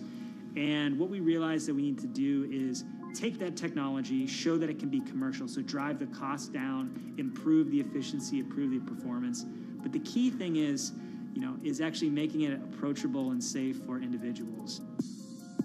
In order to do that, Josh, along with Virgin's head of passenger experience, Sarah Lucian, bravely volunteered to take the inaugural ride. What her and I were realizing is we're the first two people sitting in a Hyperloop. The only type of people that have gone through this environment are in spacesuits, and there we are in just normal clothes because of the system, the safety of what we've designed. 3, 2, 1, launch. And then once we started going, you felt a bit of acceleration. We accelerated a little bit harder than we would in commercial. It'd be like a sports car. Yes. We got to about 108 miles an hour on that test. And it's a short run. It's about 500 yards or so, and came to a stop. The test, lasting only about 20 seconds and covering only a quarter of a mile at just over 100 miles per hour, is a long way away from a true functioning Hyperloop. But as for optics, it's a crucial step for the future of funding. The number one question we got from investors or from project proponents or just people in general was is a Hyperloop safe? And what better way to show something is safe than by actually getting people on it? But convincing investors and governments that would likely be fronting some of the construction costs for an unproven technology is no easy task. First and foremost is the question of safety. Most people don't know how an airplane works, but yet they get on an airplane. They get on an airplane because, it's faster than driving, and most importantly, they've probably gotten off of one before, they've seen someone get off of one before. And so what we set out to do was actually show that Hyperloop could be safe with two normal people, not astronauts, not adrenaline junkies or test pilots or anything like that. Two normal people getting on a Hyperloop, and then most importantly, those two people getting off. But beyond safety concerns, constructing Hyperloops will undoubtedly require a significant capital investment to the estimated tune of around $60 million per kilometer of track. So a track from San Francisco to Los Angeles, for example, is likely to come with a price tag over $10 billion. And before large governments are willing to come in and front those costs, investors who are funding Hyperloop development must accept it as a long-term mixture of technology and infrastructure investing. Investors that are used to short returns because you're developing apps or something to that effect, those aren't the investors that really get excited about Hyperloop. What you start to see is the people that are looking at platform technologies, right? So this idea that because the smartphone existed, Uber could exist, right? So who are like the Vanderbilts of this century? And that's the part where you're going to get a lot more no's than yeses. But those people that have the ability, the fortitude to stick it out, to see the game-changing platform here, those are the people that we're looking for. And since we've done that passenger test, there has been a lot of interest that's really, this is a lot sooner than I thought.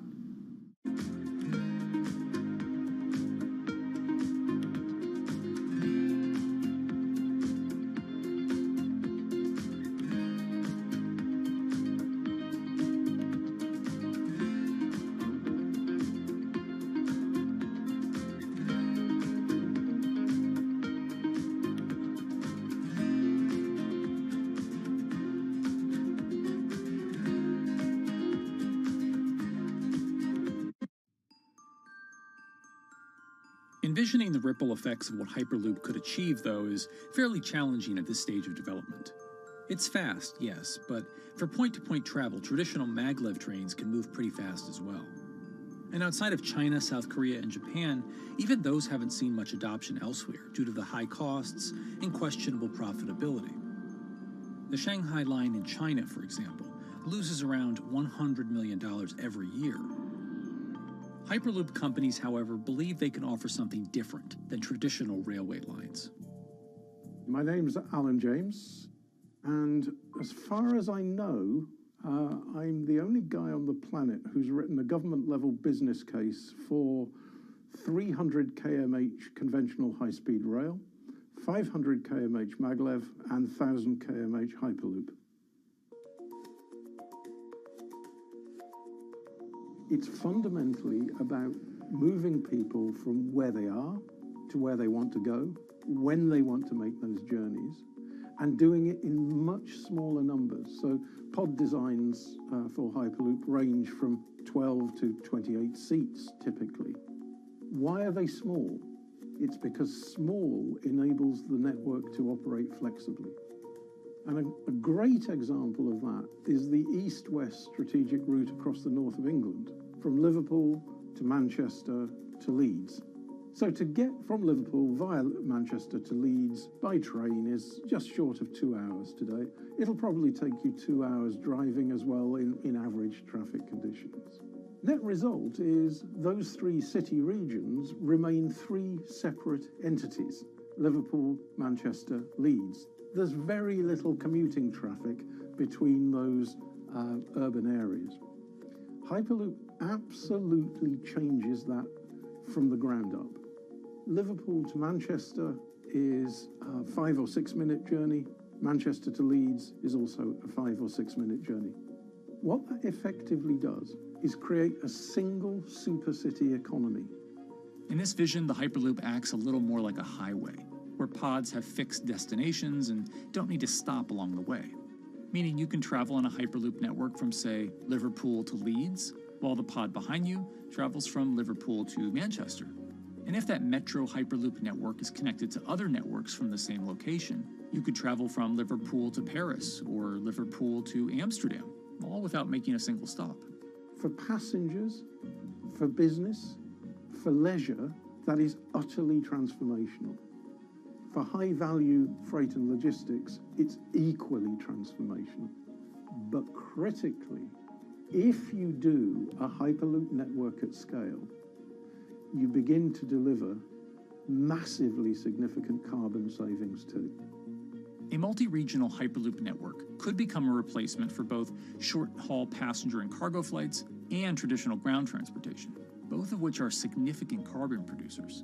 One Hyperloop-connected distribution hub, perhaps at an airport that is predominantly used for international air freight, replacing maybe 10, 12, 15 distributed road hubs. It takes a lot of polluting and inefficient truck haulage off the roads. That itself means roads gain extra capacity. Hyperloops will still need to use electricity to both move pods and maintain the near-vacuum environment in the tube. Proponents of the technology believe that this can be done by using renewable sources, including a combination of solar panels and battery technology that could be used along the Hyperloop itself.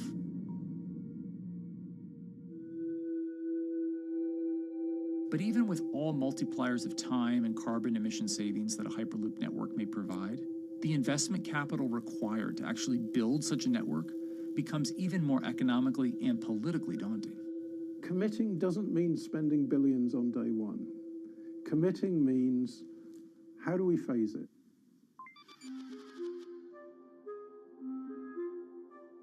One company in the Netherlands is working to develop that technology, and perhaps more importantly, the international coalition needed to make the Hyperloop network a reality.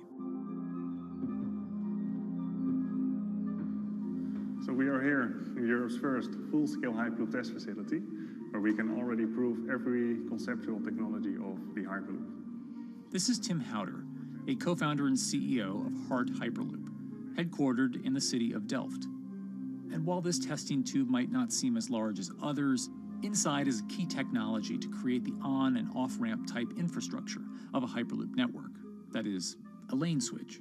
That's something we can already test here. You can actually see it here, that the track is diverging from one track into two. That makes it possible to eventually split up the Hyperloop track in two sections. And in that sense, you can create a complete Hyperloop network. That in the end will make it possible to travel, for example, over a whole continent. Take Europe, for example, with the same ease as you can now travel with a metro in a city. The nice thing about this magnetic levitation system that we've developed is that there's absolutely zero moving components in the track. So, for example, if you have to do a lane switch, all you do is that the tube basically splits up, and statically the tracks also split up. And whenever the vehicle enters a switch, it either pulls itself to the right with its magnets, or it pulls itself to the left with its magnets.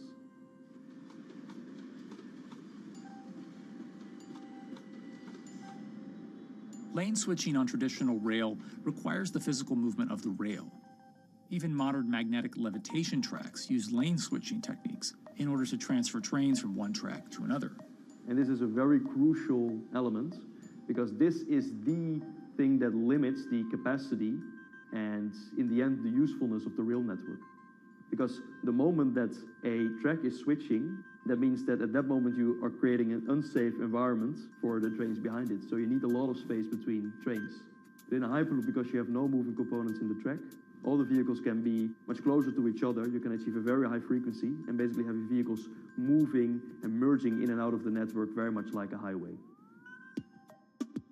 For now, though, Hart's physical testing has been limited by the size of their tube.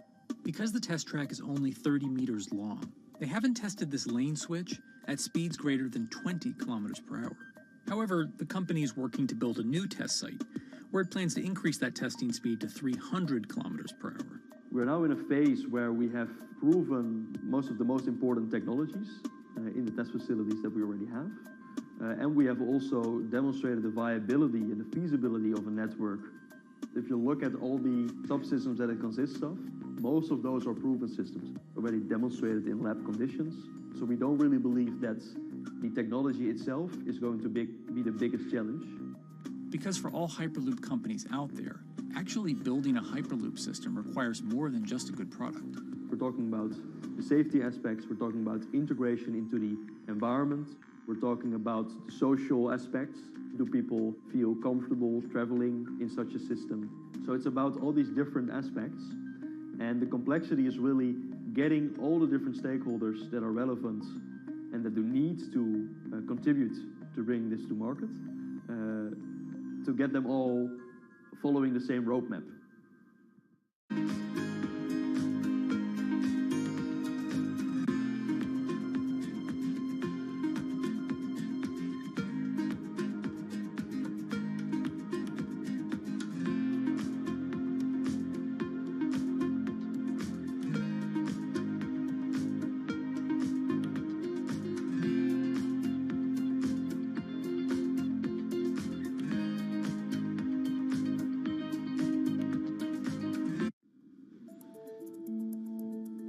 In order to help build this coalition of private and public interest in Hyperloop development, HART in 2018 partnered with other Hyperloop companies from Europe and Canada. The goal was to define, establish, and standardize the framework to regulate Hyperloop systems. Right now we are working with all the Hyperloop developers together in setting up the first, let's say, structure for starting the standards drafting. One of the most important goals for HART is interoperability, which is essentially making sure that different systems can communicate with each other. Interoperability is so important because what we want to achieve is actually have this seamless travel experience. So you don't want to end up, for example, going from Madrid to Paris and then switching because you need to use a different technology to get, for example, to Amsterdam. The idea being that as companies around Europe create the first commercial Hyperloop tracks between individual cities, one day those can all be connected to a larger network. Everyone that believes that Hyperloop is a future transport system also realizes that there is a need to have this network because that's where Hyperloop thrives. Hyperloop is such a huge project. It's definitely not something that you can do on your own or as a single company. So you need to do it with a lot of other companies. You need to have the governments. I think in that sense, the biggest challenge that we've encountered is to really get all the required parties together to take the steps in development and in commercial implementation. HART's next plan is to build the European Hyperloop Center, an open testing facility which will include a 2.6-kilometer test track. And the company hopes to test travel speeds there at up to 700 kilometers per hour. Virgin Hyperloop is also racing to construct the first commercial Hyperloop route, with projects in various states of development in India, Saudi Arabia, and the United States. Recently, the company announced plans to build a Hyperloop certification center in West Virginia, which will include a 6-mile-long test track. Proving the technology here will be crucial if Hyperloop networks can find a home among infrastructure investments that the Biden administration hopes to make. The idea that there's multiple Hyperloop companies, I think, is a redeeming aspect in the business. People really want to see something happen, so having multiple people move forward is good for that. I was struck when Josh and Sarah rode the pod. 2 or 3 of the major outlets used the phrase, "We now have a new mode of transport." And although all of that technology had existed before those 2 human beings rode it, it was the moment at which those 2 human beings traveled that short distance down the tube that in popular imagination, Hyperloop became a mode of transport. The metaphor I use with my team is that, the Wright brothers were first, but none of us fly on Wright brothers airlines anymore. If you don't continue to innovate, you're not going to be around, and so we'll continue to be at the forefront of building Hyperloop. Back in 2013, Elon had an idea. I think the difference now in 2021 is some brilliant engineers have spent real time grinding out the details. And I thoroughly expect the next 3 to 5 years to be decisive.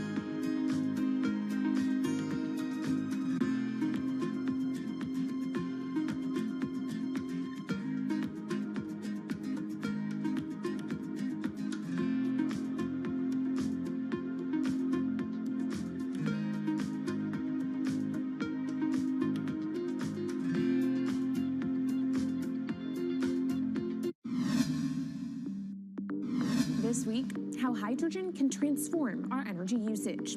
We'll look at why the universe's most abundant element could be a game changer in the climate revolution. Hydrogen technologies are not new. They are used in other sectors. We use them in space, on our rockets, and we don't need the laws of physics to change to be able to use hydrogen on our planes. From iron ore to green hydrogen, one of Australia's richest men tells us about his pivot to sustainable energy. Let's take action. It's practical, it's implementable. Let's do it now. Plus, the hydrogen revolution. We'll speak with the CEO of Italian utilities firm Snam about his new book and how green hydrogen could be competitive within 5 years. Costs are coming down and people are waking up to the fact that it's the only way to decarbonize certain sectors. From Bloomberg's global headquarters in New York, I'm Kaylee Lyons, and this is Bloomberg Green.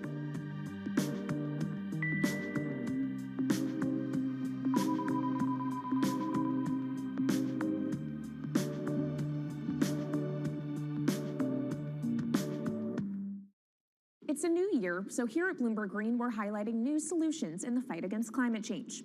And one of those is as old as the universe itself, hydrogen.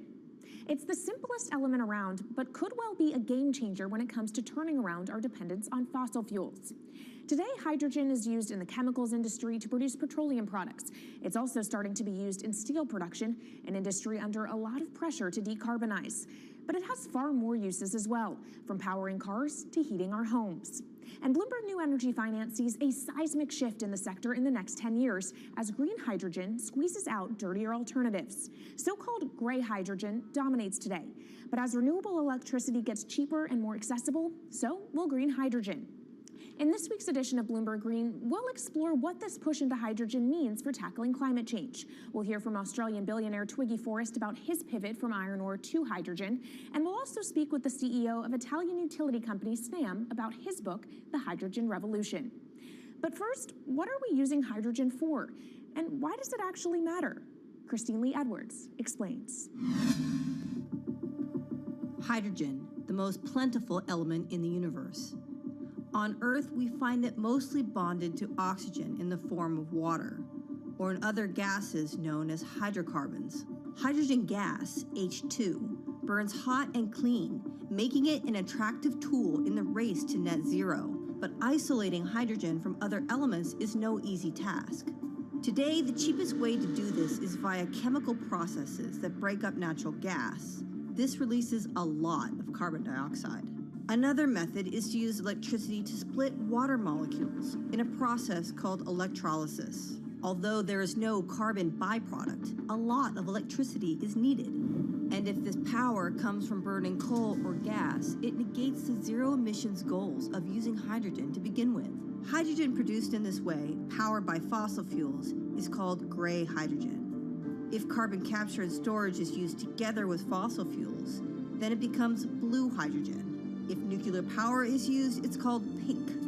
And finally, green hydrogen is when it's produced via electrolysis and powered from renewable sources. This method is considered emissions-free. It's predicted that by the early 2030s, H2 made from renewables will be cheaper than that made from fossil fuels. But that hinges on the cost of electrolysis declining, which will be achieved through larger projects and an expansion of manufacturing. To be clear, vast amounts of H2 are already used today. Global production in 2018 totaled 117 million metric tons. This hydrogen is mostly used for its chemical properties, not as a source of energy, and very little of it is clean. Some sectors like steel could start using hydrogen for these chemical properties, replacing coal. Industries like cement and glass may also use hydrogen as a source of heat. Another advantage is its energy storage potential. It can be stored over long periods of time and used when more power needs to be added to the grid. It also could hold an advantage over batteries in heavy transport and shipping. The promise of hydrogen for energy has been around since at least 1874, when Jules Verne wrote about it in his book, The Mysterious Island. But the future of hydrogen will depend on policy. Countries with net zero targets, carbon pricing, and hydrogen strategies with investment mechanisms are likely to see the highest H2 demand.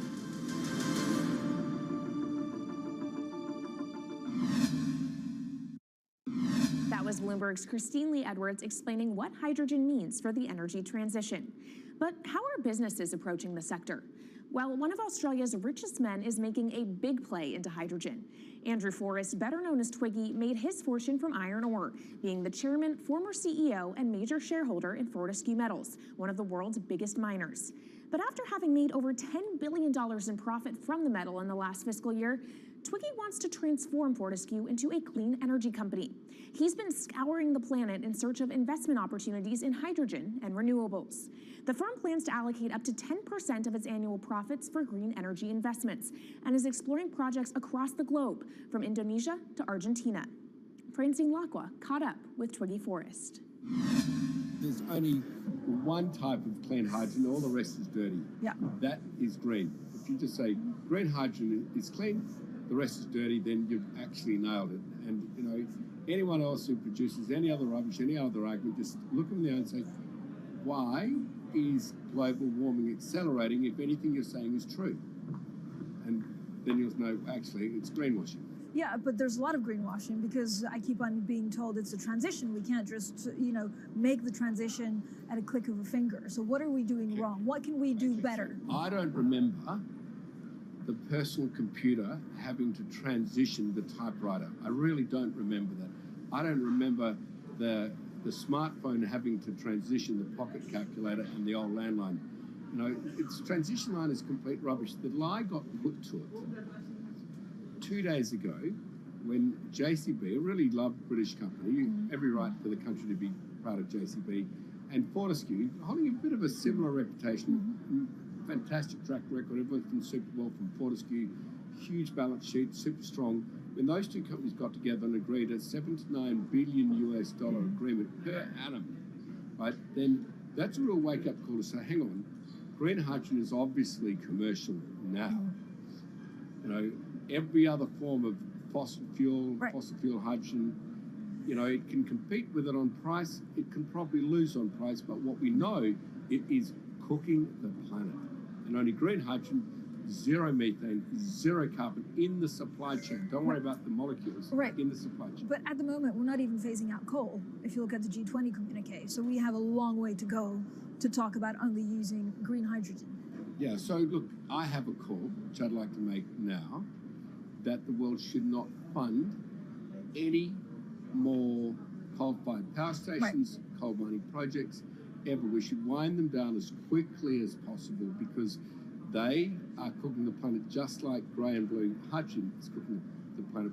Yeah. You know, hydrogen, which is not made from renewable electricity, is releasing 10 to 16 times more carbon, let alone the methane, which is worse, than it is hydrogen. So we've just got to stop doing things which are self-harming under the guise of greenwashing. So why are leaders so slow? Even if you look at the appetite for ESG investments, they're growing exponentially, so are emissions. So where are we allocating capital? Okay, so take the recent G20.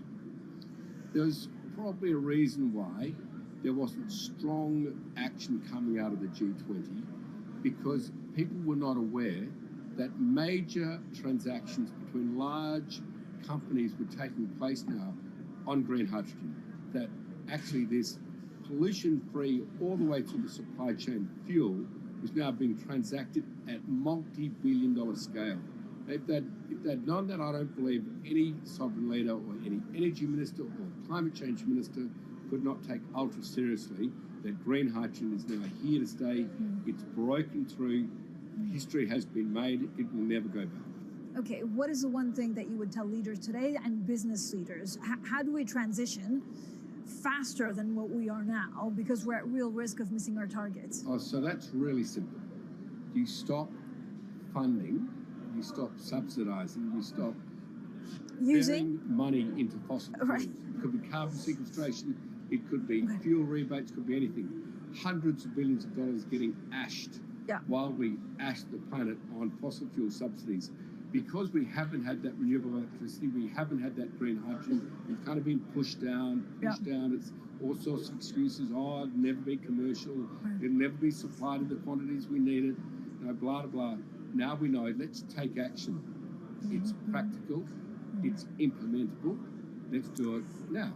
okay, if we do it now, is there going to be a shock to the energy system? Is there going to be a shock actually to economically? And is it worth, not talking about transition, just going from A to B? Yeah, it's a fantastic question. A to B is the solution. Let fossil fuels do what fossil fuels do. Just burn their coal, burn their oil, burn the gas. At least they're pumping up carbon and methane into the atmosphere, honestly. Well, not that honest because they don't measure methane, which is 90 times worse than carbon. But at least the carbon is being done honestly. Encourage the green hydrogen sector to come in really fast. Okay, it's there. There's renewable power all over the world. We now know how to make electrolyzers much cheaper, like 25% of the original cost. We know how to do that now. We don't have an excuse to get into it. Does it need to be cheaper than oil and fossil fuel for it to be viable worldwide? Well, right now it is. Okay, so let's just swallow that bit of financial data. Right now it is cheaper, and it's getting more cheap. It's the only fuel you know of which is declining in value. You don't have enough of it, right, to power the world? Yes. That's only because we haven't had policies to support it. If we had policies to support it 5-10 years ago, it would be everywhere. You'd see the global warming budget start to come down. Yeah. Now, we've got 5 or 10 years to make a huge difference. I need policy leaders all over the world to appreciate now, okay, big business is transacting with green hydrogen in multi-billion-dollar agreements. We now know it's here and it's here to stay. Let's spread it everywhere. Coming up on the program, the hydrogen revolution. We'll speak with the CEO of Italian utility firm Snam about his new book and why he thinks green hydrogen will be competitive in just 5 years. Plus, how are airlines working to become more sustainable? We'll look at how Airbus plans to step up in the climate fight. This is Bloomberg Green.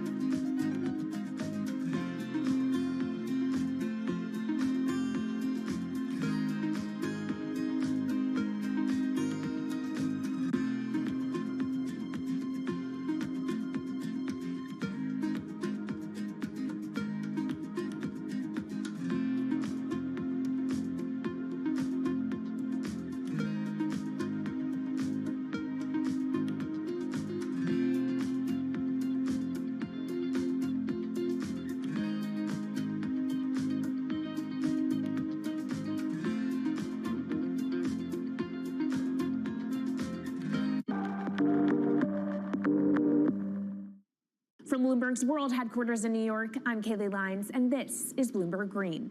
What will the world look like in 2050? Will global temperatures have stabilized, electric vehicles be abundant, and solar and wind power homes around the world? According to Marco Alvera, the CEO of Italian energy company Snam, that vision of the future could be a reality, and he says that hydrogen will pave its way.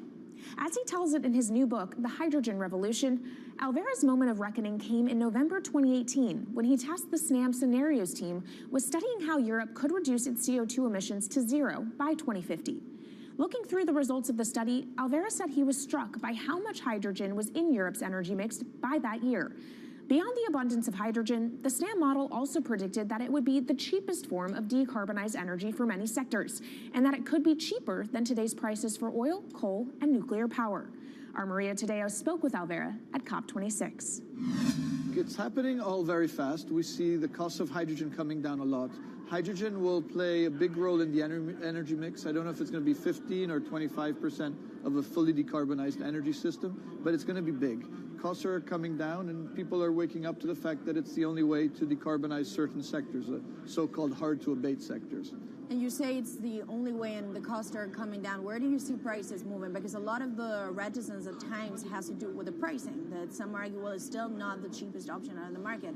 So when I was first working in hydrogen in 2004, it was costing $1,000 per megawatt hour. 2010, $600. Today, $100, and we see it going down to $50 in 5 years' time, and to going down to $25 per megawatt hour in the next 10 years or so, which is a quarter of where it is today. That's really because renewable energy, and we're talking green hydrogen here, renewable energy costs are falling, but the cost of making the electrolyzer, which is the kit that you use to convert solar or wind energy and water into hydrogen, the cost of this kit is falling a lot because it doesn't really exist on an industrial scale. So as we build up capacity, we industrialize it, we standardize it, and we squeeze costs out. That's really the cost trajectory. And for that, of course, you need demand, however, for governments and also institutions to kind of buy into this idea that it is the future and we want to invest and create infrastructure. What are they telling you? When you speak to governments, when you speak to officials, are they keen on this? They're very keen. So the Department of Energy shares our view in the States of getting to below $1 a kilo, which is $25 a megawatt hour. The European Union has a hydrogen strategy, which is very clear, and several member states have the same. Chile wants to export a lot of hydrogen. China's big on hydrogen. Australia is very big on hydrogen. Japan is blending already hydrogen. So I would say the world is now really focused on this because it's the only way to store energy for a long period of time economically is to convert it into either a liquid or a gas. And of course, you talk about the price, but the other big component is the volume. You know, how big can you go? Where do you see that on a time scale? So wherever it's sunny or windy, you can produce very cheap hydrogen eventually. And so compared to oil and gas, which are concentrated in few parts of the world, it's going to be very democratic from that point of view. So every sunny place, every desert, every ocean wind can be turned into hydrogen that we can put on ships, in pipes, and really start trading it around the world. So it's going to happen a lot faster than a lot of people think. So, and when you say a lot faster, what is that in time? As I said, $50, which is essentially oil parity within 5 years. And then, depending on how quickly we ramp it up after that, we could get to $25, which is coal parity before the end of the decade. And in big scale. In big scale, because once you get to coal parity, that's the only way we're going to get China and India to stop burning new coal.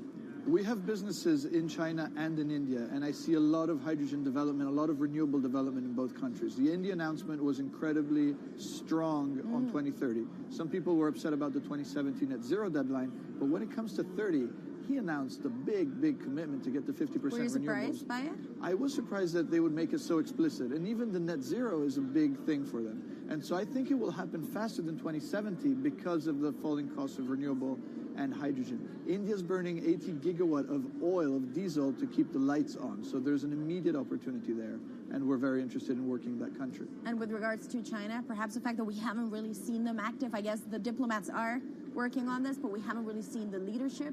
It's going to be technology, it's going to be industry. I think China has committed to a net zero, which is very important. At the G20, China was clearly behind the 1.5 degrees. So I think a lot has been achieved between the G20 and COP, and I think what's really important is to see in the coming years how quick. It's in our hands to make part of this happen in 5 years, or it could otherwise happen in 15, 20 years. It's about building the project. The capital is there. We saw how many trillions of dollars are already committed. What's missing is really the projects, and that's where companies like us step in. Marco Alvera, CEO of SNAM there, speaking with our Maria Tadeo. Let's turn now to the aviation industry. It's a big contributor to global greenhouse gas emissions, and it's under pressure to change that. In October, the International Air Transport Association, a trade body representing airlines, approved a target of achieving net zero emissions by 2050. To achieve that, many airlines in the US and Europe are looking to buy sustainable aviation fuel made from renewable sources like used vegetable oil. Initiatives like these are pushing plane makers to come up with some radical new aircraft that will eventually cater to our growing appetite for travel without hurting the environment. We took a look at how Airbus, the world's #2 aircraft manufacturer, is stepping up to the challenge. How long until we can fly emission-free? Airbus says it's more confident by the day it can be done by its 2035 target. Airbus's CEO spoke about its ambitions for hydrogen-powered planes at the company's summit in France. The physics works.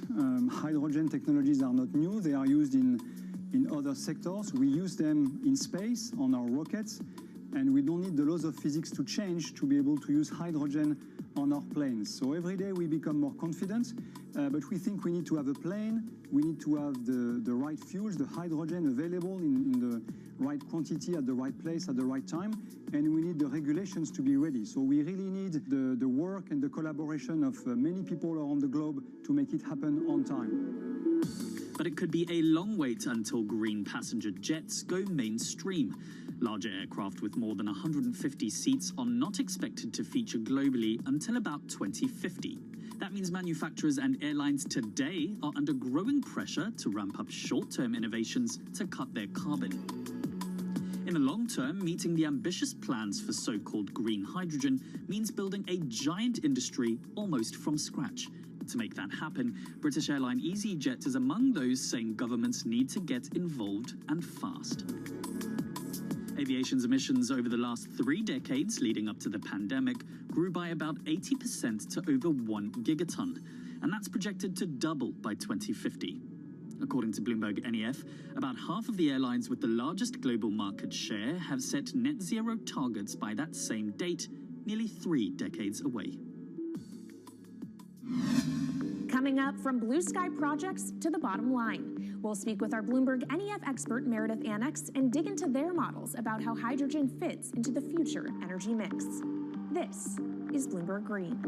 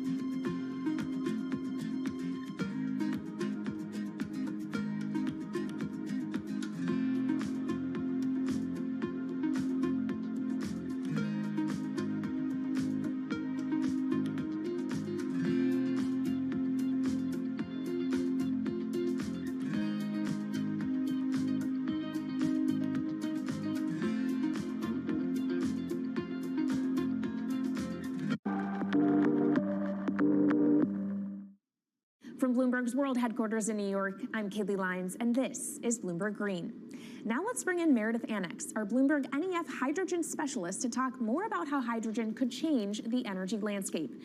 So Meredith, what place do you think hydrogen is likely to have in the future energy mix globally? Hydrogen's this incredible solution for us as we look to decarbonize because it's a perfect solution in areas that are hard to electrify. So where we like to think about hydrogen playing a role, it's in things like heavy industry, especially where you need a feedstock as well as energy source. and in things like dispatchable power, long-haul transport, maybe even shipping and aviation. That sounds great that it can be used for such diverse industries. At the end of the day, though, how much is this going to cost? Well, that's the amazing thing about hydrogen, because depending on how you make it, it can actually see significant cost declines in the future.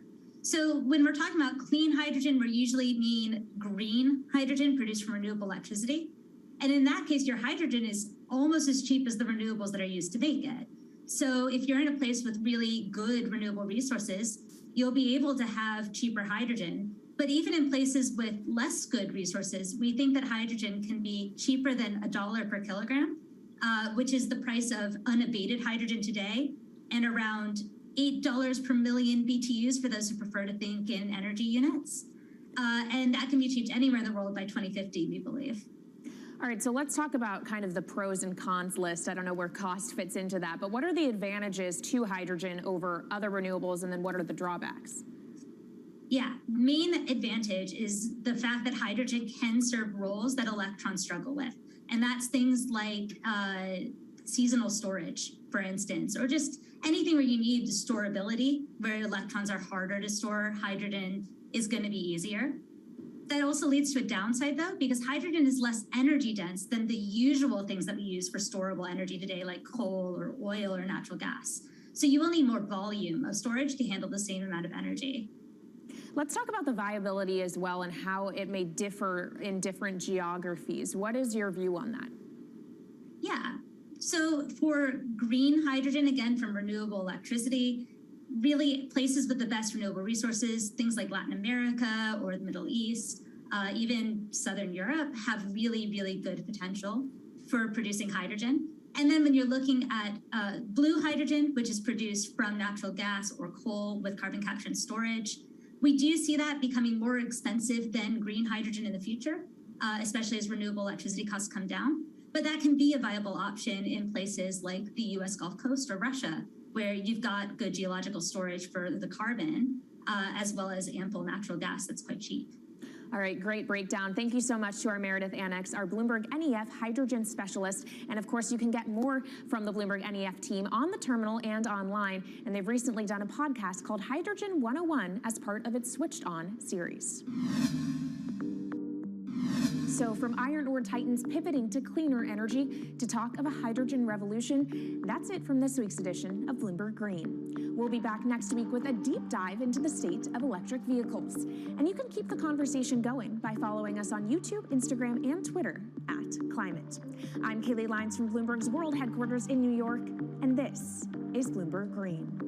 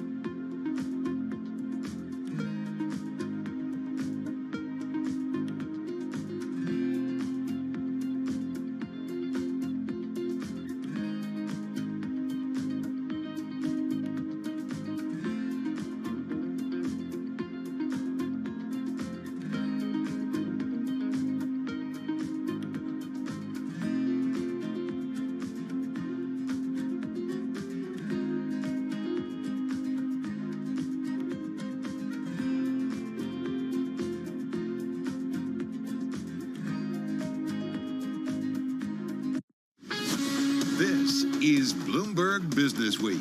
Insight from the reporters and editors who bring you America's most trusted business magazine, plus global business, finance, and tech news as it happens. Bloomberg Business Week with Carol Masser and Bloomberg Quick Takes Tim Stenovic on Bloomberg Radio. And a very good afternoon, everybody. Live from the Bloomberg Interactive Brokers Studio. We are streaming on YouTube. We are also on Bloomberg Quick Take. Yes, it is Thursday, November 10th, 2022. Tim Stenovic is off this week, and joining me in just a bit is the host of Bloomberg Surveillance and Bloomberg Markets, Paul Sweeney. He will be along shortly. In the meantime, you know how every action has a reaction? What a reaction we got earlier this morning following today's cooling inflation print. Stock shot up by the most in 2 years, yield plummeting. Soft landing, anybody? Or are we getting ahead of ourselves? We're going to have some thoughts on that and that CPI breakdown and the rally on Wall Street, because it's pretty impressive. Also ahead, the latest on fallen crypto mogul Sam Bankman-Fried, also how he was a model founder for venture capitalists. And as the dust settles on the midterms, or kind of is still settling, this week's cover story of Bloomberg Business Week magazine, Congressman Kevin McCarthy's dream and nightmare coming true. Plus, another water body key to food exports slowing because of climate change. We've got the Okta CEO on identity cloud innovation. And then we're talking turkey inflation with the Butterball CEO. All of that to come. We begin, though, with a check on that rally on Wall Street. Here is Charlie Pellet. I haven't seen numbers like this in a long time. I haven't seen a reaction like this in a long time. Haven't seen numbers like this. And Carol, right now, look at the Dow Jones Industrial Average. Let's begin there, because it is up by almost 1,000 points. 1,001 right now. Just a tick higher there with the Dow up by 3.1%. We'll give you the why in a moment here. All about that CPI print. The S&P 500 index rallying 175 points, up 4.6%. But NASDAQ, the outperformer by far, surging 6.2%. NASDAQ Composite Index up 645 points right now. NASDAQ at 10,998. Even with today's rally, though, we've got NASDAQ year-to-date down by 29.7%. The 10-year, 3.84%, with a 2-year yield now 4.32%. Spot gold up 2.6%. $17.50 the ounce. West Texas Intermediate crude oil rallying 1.4%. 86.87 a barrel on WTI.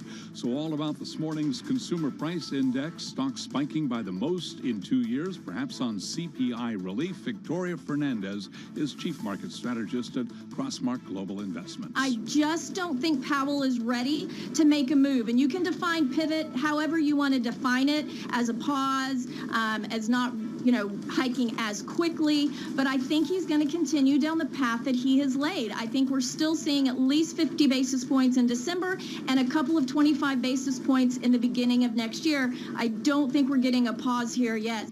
FTX US, the American entity of Sam Bankman-Fried's crypto exchange, says trading may be halted on FTX US in a few days. This according to a notice on its website which says, quote, please close down any positions you want to close down. Withdrawals are and will remain open. Again, developing story. Got to keep it locked into Bloomberg for the very latest on FTX. After earnings, we have got today looking at Beyond Meat shares. Beyond Meat right now rallying by 17.6%. Heading in the other direction, Cano Health, it is plunging by 34.4%. Again, the equity numbers worth repeating here, with the S&P up 4.7%, NASDAQ up 6.3%, the Dow rallying 3.1%, 10-year yield now at 3.84%. Lots going on, a lot of moving parts. That, Carol Masser, is a Bloomberg Business Flash. What a difference a day makes. All right, Charlie Pellet, thank you so much. Let's get to the Market Drivers Report. Let's set your Business Week agenda on this Thursday afternoon. We've got Michael McKee, International Economics and Policy Correspondent at Bloomberg News, here in our Interactive Brokers studio. So too is Kriti Gupta, Anchor and Markets Correspondent at Bloomberg. Got to start with the trade here, because I agree, we just haven't seen a rally like this in a long time. We absolutely haven't. And, this is going to be a fun combination of, or confluence of, a bunch of different factors. Now, the immediate one, the biggest one I would argue, is that CPI report we saw this morning, 8:30 a.m.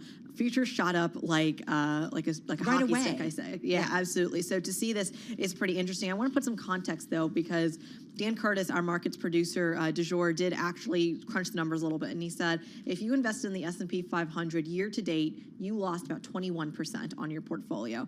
If you invested only on the days that you had a CPI report. So basically the 10 days or the 10 reports you've interesting. had, you've only lost 7%. So basically a third of the market's losses this year so far have been a direct relationship to those CPI numbers, which speaks to just how sensitive the market is. Also keep in mind that a lot of the shorts that were kind of positioned in the market in the last couple of weeks, a lot of them were kind of liquidated before the election, the midterm election. The idea here being that gridlock was going to be a good thing for the markets. A Republican red wave would then once again be a positive. So a lot of the shorts were taken out of the market. So the confluence of that, the CPI report, and then of course the idea, I would say a little bit of a sigh of relief. So this isn't short covering because they were already taken out. It's not a short covering. Okay. From what I hear, just from my sources, but then also keep in mind a little bit of a sigh of relief of what's going on in the crypto sphere, because yesterday there was the big question of, is there contagion?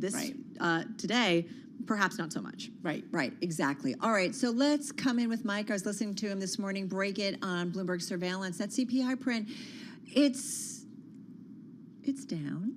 It's something. We still have a ways to go, but it's a trend line that continues to go down, well, right? If you look at the reaction in the equity market, certainly, you're welcome. I mean, Exactly. the rooster gets credit for the sunrise. I get credit for breaking the story.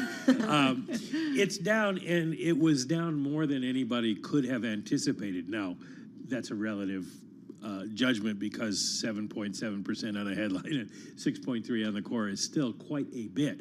But it suggests that we're going in the right direction. We don't know because it's only 1 month, but the overall number, especially in the core, there were a lot of things that went down in price, which we had not seen.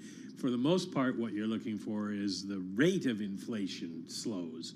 But in this case, there were actual declines. Milk went down, orange juice went down, bacon went down, which is always the most important item out there. I'm with you on that. Used cars went down. So, yeah, basically you're looking at what could be a turning point. And I think that's what the markets were reacting to, is because it was more than expected, more than anybody had thought possible.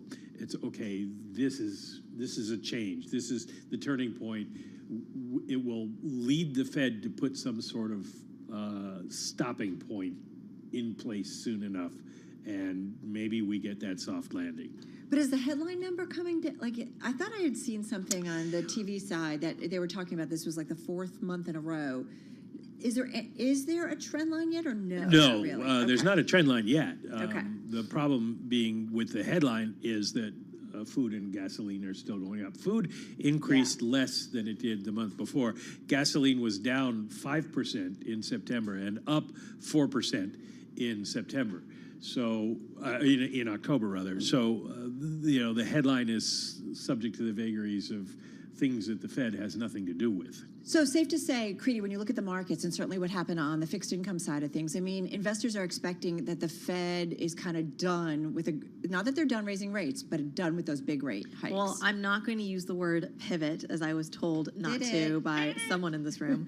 But what I will say is that there is. I mean, look, the commentary has already changed in literally the last 6 hours or so since we've gotten this data. The idea that the conversation of a soft landing is back into the narrative. The idea of that perhaps another 75 basis point hike is thrown out the window so far. Right. That the quote unquote pivot that everyone was expecting going into, I want to say even last month, is actually coming, the slowdown of, that you will, of rate hikes, and that is actually a good sign. There's also this commentary on the jobs market specifically, because look at the layoff numbers that you are starting to see in corporate America. People all of a sudden are saying, and I want to say on Wall Street and off Wall Street, because that matters. The markets are always going to talk about sentiment. Off Wall Street, they're going to not necessarily have that same timeline. They're talking about the fact that the economy is actually turning. Yeah, exactly. All right, Mike, 20 seconds I save for you in terms of Fed talk, because we are Fed speakers. Anything that's of note for you? No, they basically followed a script. We've had a lot of Fed speakers today, and almost all of them said the same thing, that it is time to consider slowing down the pace of rate increases, but we've got a long way to go. And the inflation battle is not won. Inflation's still way too high. So it feeds the narrative that not going to be 75, but probably going to be 50, and there'll be another one after that. All right, Michael McKee and Creedy Gupta, thank you so much for our market setup here on this Thursday. Let's get to World and National News and Nancy Lyons. Hey, Nance. Thank Thanks, Carol. Election results still being tabulated, and margins between Democrats and Republicans are narrowing in some key Arizona races. Election officials have been chipping away at counting more than 500,000 mail-in ballots, including those that were returned Election Day. Democrats maintain small but dwindling leads in the key races for U.S. Senate, Governor, Secretary of State, and Attorney General. Well, assuming Republicans take over the House, you can expect a fight over the debt ceiling, and that could tip the scales on the U.S. recession. An emboldened GOP may be planning to call for spending cuts as a precondition to raise the debt ceiling, which is the maximum amount the nation can borrow. Republicans have said they want to use next year's debt limit negotiations to implement changes to Social Security and Medicare eligibility, spending caps, and safety net work requirements. Bloomberg Economics says that could see borrowing costs rise and could tip the economy from a short, mild recession into something more severe. In Washington, I'm Amy Morris, Bloomberg Radio. Nicole is expected to dump plenty of rain as it heads across Georgia today. It made landfall just south of Vero Beach, Florida, early this morning as a Category 1 hurricane. Florida Governor Ron DeSantis. This is obviously not as significant a storm as Hurricane Ian was, but coming on the heels of that, you're seeing communities, particularly in the Volusia County area, where you had a lot of that erosion on the coastline. This has put some of those structures in jeopardy. Again, Florida Governor Ron DeSantis. Global news 24 hours a day, on air and on Bloomberg Quick Take, powered by more than 2,700 journalists and analysts in more than 120 countries. All right, Nance, thank you so much. Nancy Lyons in our 99.1 studio in Washington, D.C. with world and national news. Well, earlier today on Bloomberg Television, a special installment of Bloomberg Crypto, our team asked one of our resident experts on digital assets, Bloomberg Opinion's Matt Levine, whether he thinks the downfall of Sam Bankman-Fried's FTX exchange represents a Lehman Brothers moment for this asset class. Listen up. I don't think that this actually undermines crypto as a concept. I think that for a long time in crypto, there was this view that exchanges were all sort of shady operators and kept getting hacked and losing money. And, crypto was dealt with that problem. That was a thing that happened, but people still invested in crypto. I think there's a little bit of that now again, where a lot of the big centralized crypto firms are turning out to go bust one day. But that doesn't really undermine the case for crypto. It just makes it hard for investors to be confident that their money is safe. Even after Lehman Brothers, we still believed in the U.S. dollar. Yeah, I mean, the asset is separate from the ecosystem of big companies that trade it. All right, that was Bloomberg Opinion's Matt Levine with our Matt Miller, Kaylee Lyons, and Shonali Bostic on our Bloomberg Crypto special that was on Bloomberg Television. We're going to hear from Matt a bit later on here on Bloomberg Business Week. You might recall just recently that a whole issue of Bloomberg Business Week was devoted to the crypto world, and Matt Levine wrote it. An incredible 40,000 plus words on the creation of crypto, what it all means, what we've seen in terms of highs and lows, and really getting into the terminology, the players, and trying to get a better understanding of it. It's really a must-read. It was a must-read on the Bloomberg terminal, but it really gets into what we've seen in the last decade or so when it comes to the crypto world. Matt's going to join us. We'll have some more conversations about it. And it's interesting because when you look, we've been wondering about crypto contagion, specifically in other asset classes. We certainly aren't seeing it in the overall trade today. And cryptocurrencies, which were falling off a cliff yesterday, rallying today already. Bitcoin's up about 10%, Ethereum's up about 15%. Crypto, in fact, back above $17,000. All right, so more on crypto in just a moment right here on Bloomberg.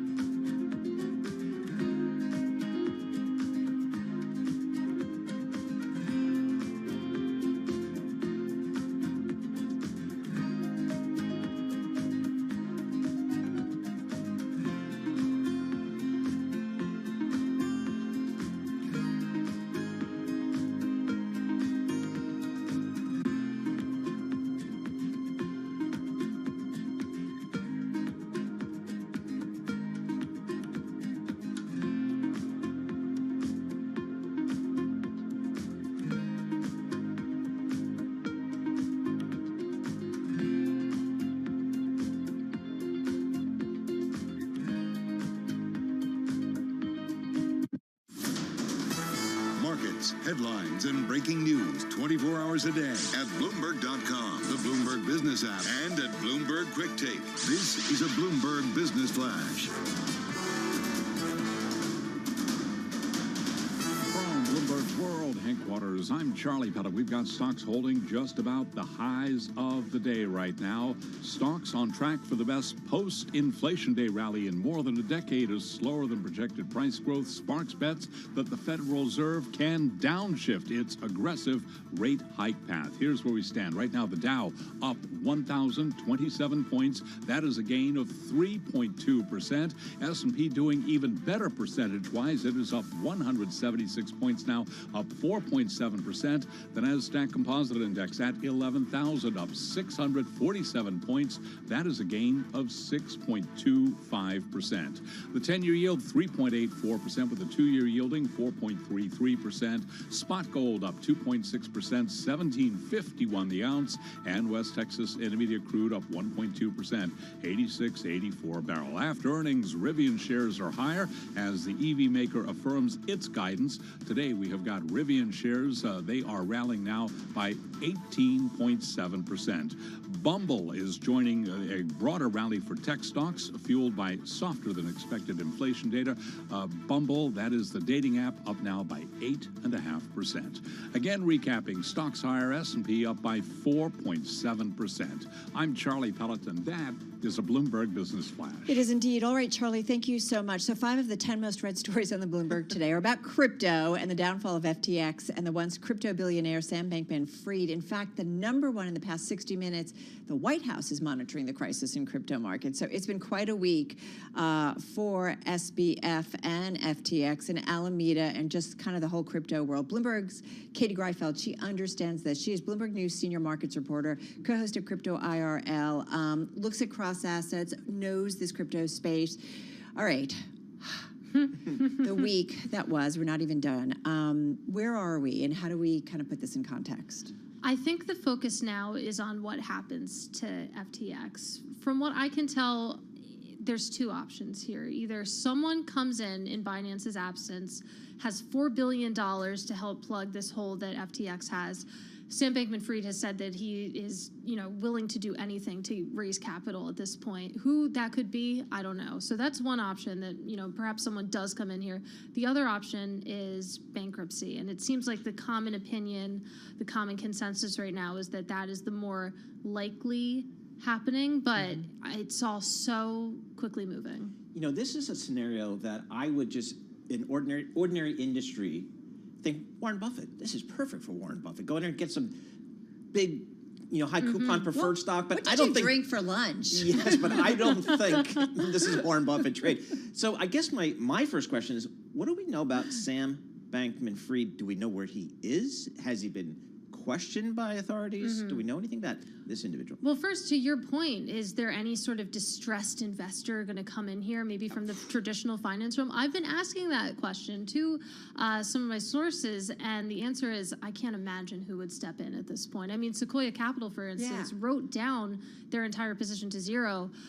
So you'd have to be incredibly brave, and incredibly I'm guessing Elon deep Musk pockets. is a little busy at the time. If only in a parallel universe, this would have been the perfect Elon Musk situation. But to your point about what do we know about Sam Bankman-Fried? I mean, he's been tweeting through this. I know that. He's been active on social media. I can't personally attest to where he is. I know that, FTX is based in the Bahamas. I would imagine he's somewhere in the vicinity. But Bloomberg News has reported that U.S. regulators are looking at whether FTX mishandled customer funds here. I mean, if you're an exchange and you have a liquidity issue, I don't know what else that could mean.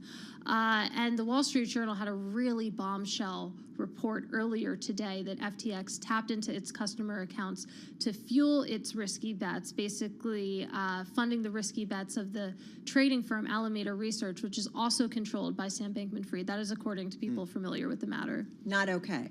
That, I think, would be pretty bad. Personally, I wouldn't have done that, but who am I? Well, that's, is it just a case of crypto, the markets and the volatility that we're seeing this downfall? Or I guess this is the question, or is it bad business practices? I mean, this is what we're trying to figure out. Well, a bull market does cover a lot of ills. Right. That's true of any business, probably more so in crypto, just because it's so young. I mean, it remains to be seen whether this was bad business practices, whether this was a mishandling of customer deposits, not actually keeping them safe. Help me out here. A regular bank takes in money, loans it out, does stuff with it.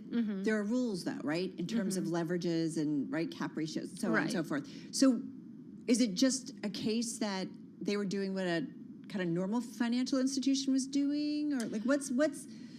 Yeah. I mean, that's the question, whether they were operating within the guardrails there, or if they weren't. Really, what were they doing with the customer deposits? I think that is the big question. That is what is trying to get answered in the FTX case. It is interesting that Binance looked at the books and backed out. And the other question here, too, is what happens to the FTX customers? I mean, are they just going to have to eat this, perhaps? You know, some folks have been suggesting, I mean, this is so new, this business is so new. Is this the Lehman moment for crypto? I mean, I guess we don't know yet. It's too early in the process, but that sort of feels like it. I know. And I think that is what the industry, and really everyone else, journalists like myself, are trying to answer, trying to put this into context of what this means for the industry. You think about how systemically important FTX was, and the narrative that the comments that I keep hearing from my crypto sources when I asked them that question was, people trusted SBF. I trusted SBF. That's what they say, not me. I'm a journalist, of course. And that's why this is so shocking. Again, this time last week, no one knew FTX was for sale. Because FTX was actually saving some other smaller, weaker exchanges. So I guess White Knight, right? Yeah, they were. Exactly. Yeah. He was sort of, the White Knight bailing out troubled crypto companies. That is, he was in front of Congress. He was sort of the face of crypto in Washington, D.C. So it is shocking at the same time that there was this growing multi-billion-dollar hole on their balance sheet. And I think it is just incredible the amount of shock that I'm hearing from my sources. It feels like a different, if not more dramatic moment than we saw in May and June. Katie, really quickly, 20 seconds here. End of crypto, or no? This is just a big problem that maybe regulators have. I tweeted a poll to that effect. I got over 5,000 votes. 51% say yes. 49% say no. I've never seen a poll. Like the midterms almost. Yes, exactly. So I don't know. Remains to be seen. Watch this space. Well, we are definitely watching it. I know you are, and the team constantly reporting because the headlines just keep coming fast and furious. Katie Greifeld, thank you. I know it's busy for you, and we appreciate it. Bloomberg News senior markets reporter, co-host of Crypto IRL on Bloomberg Quick Take here in our Interactive Brokers studio. This is Bloomberg.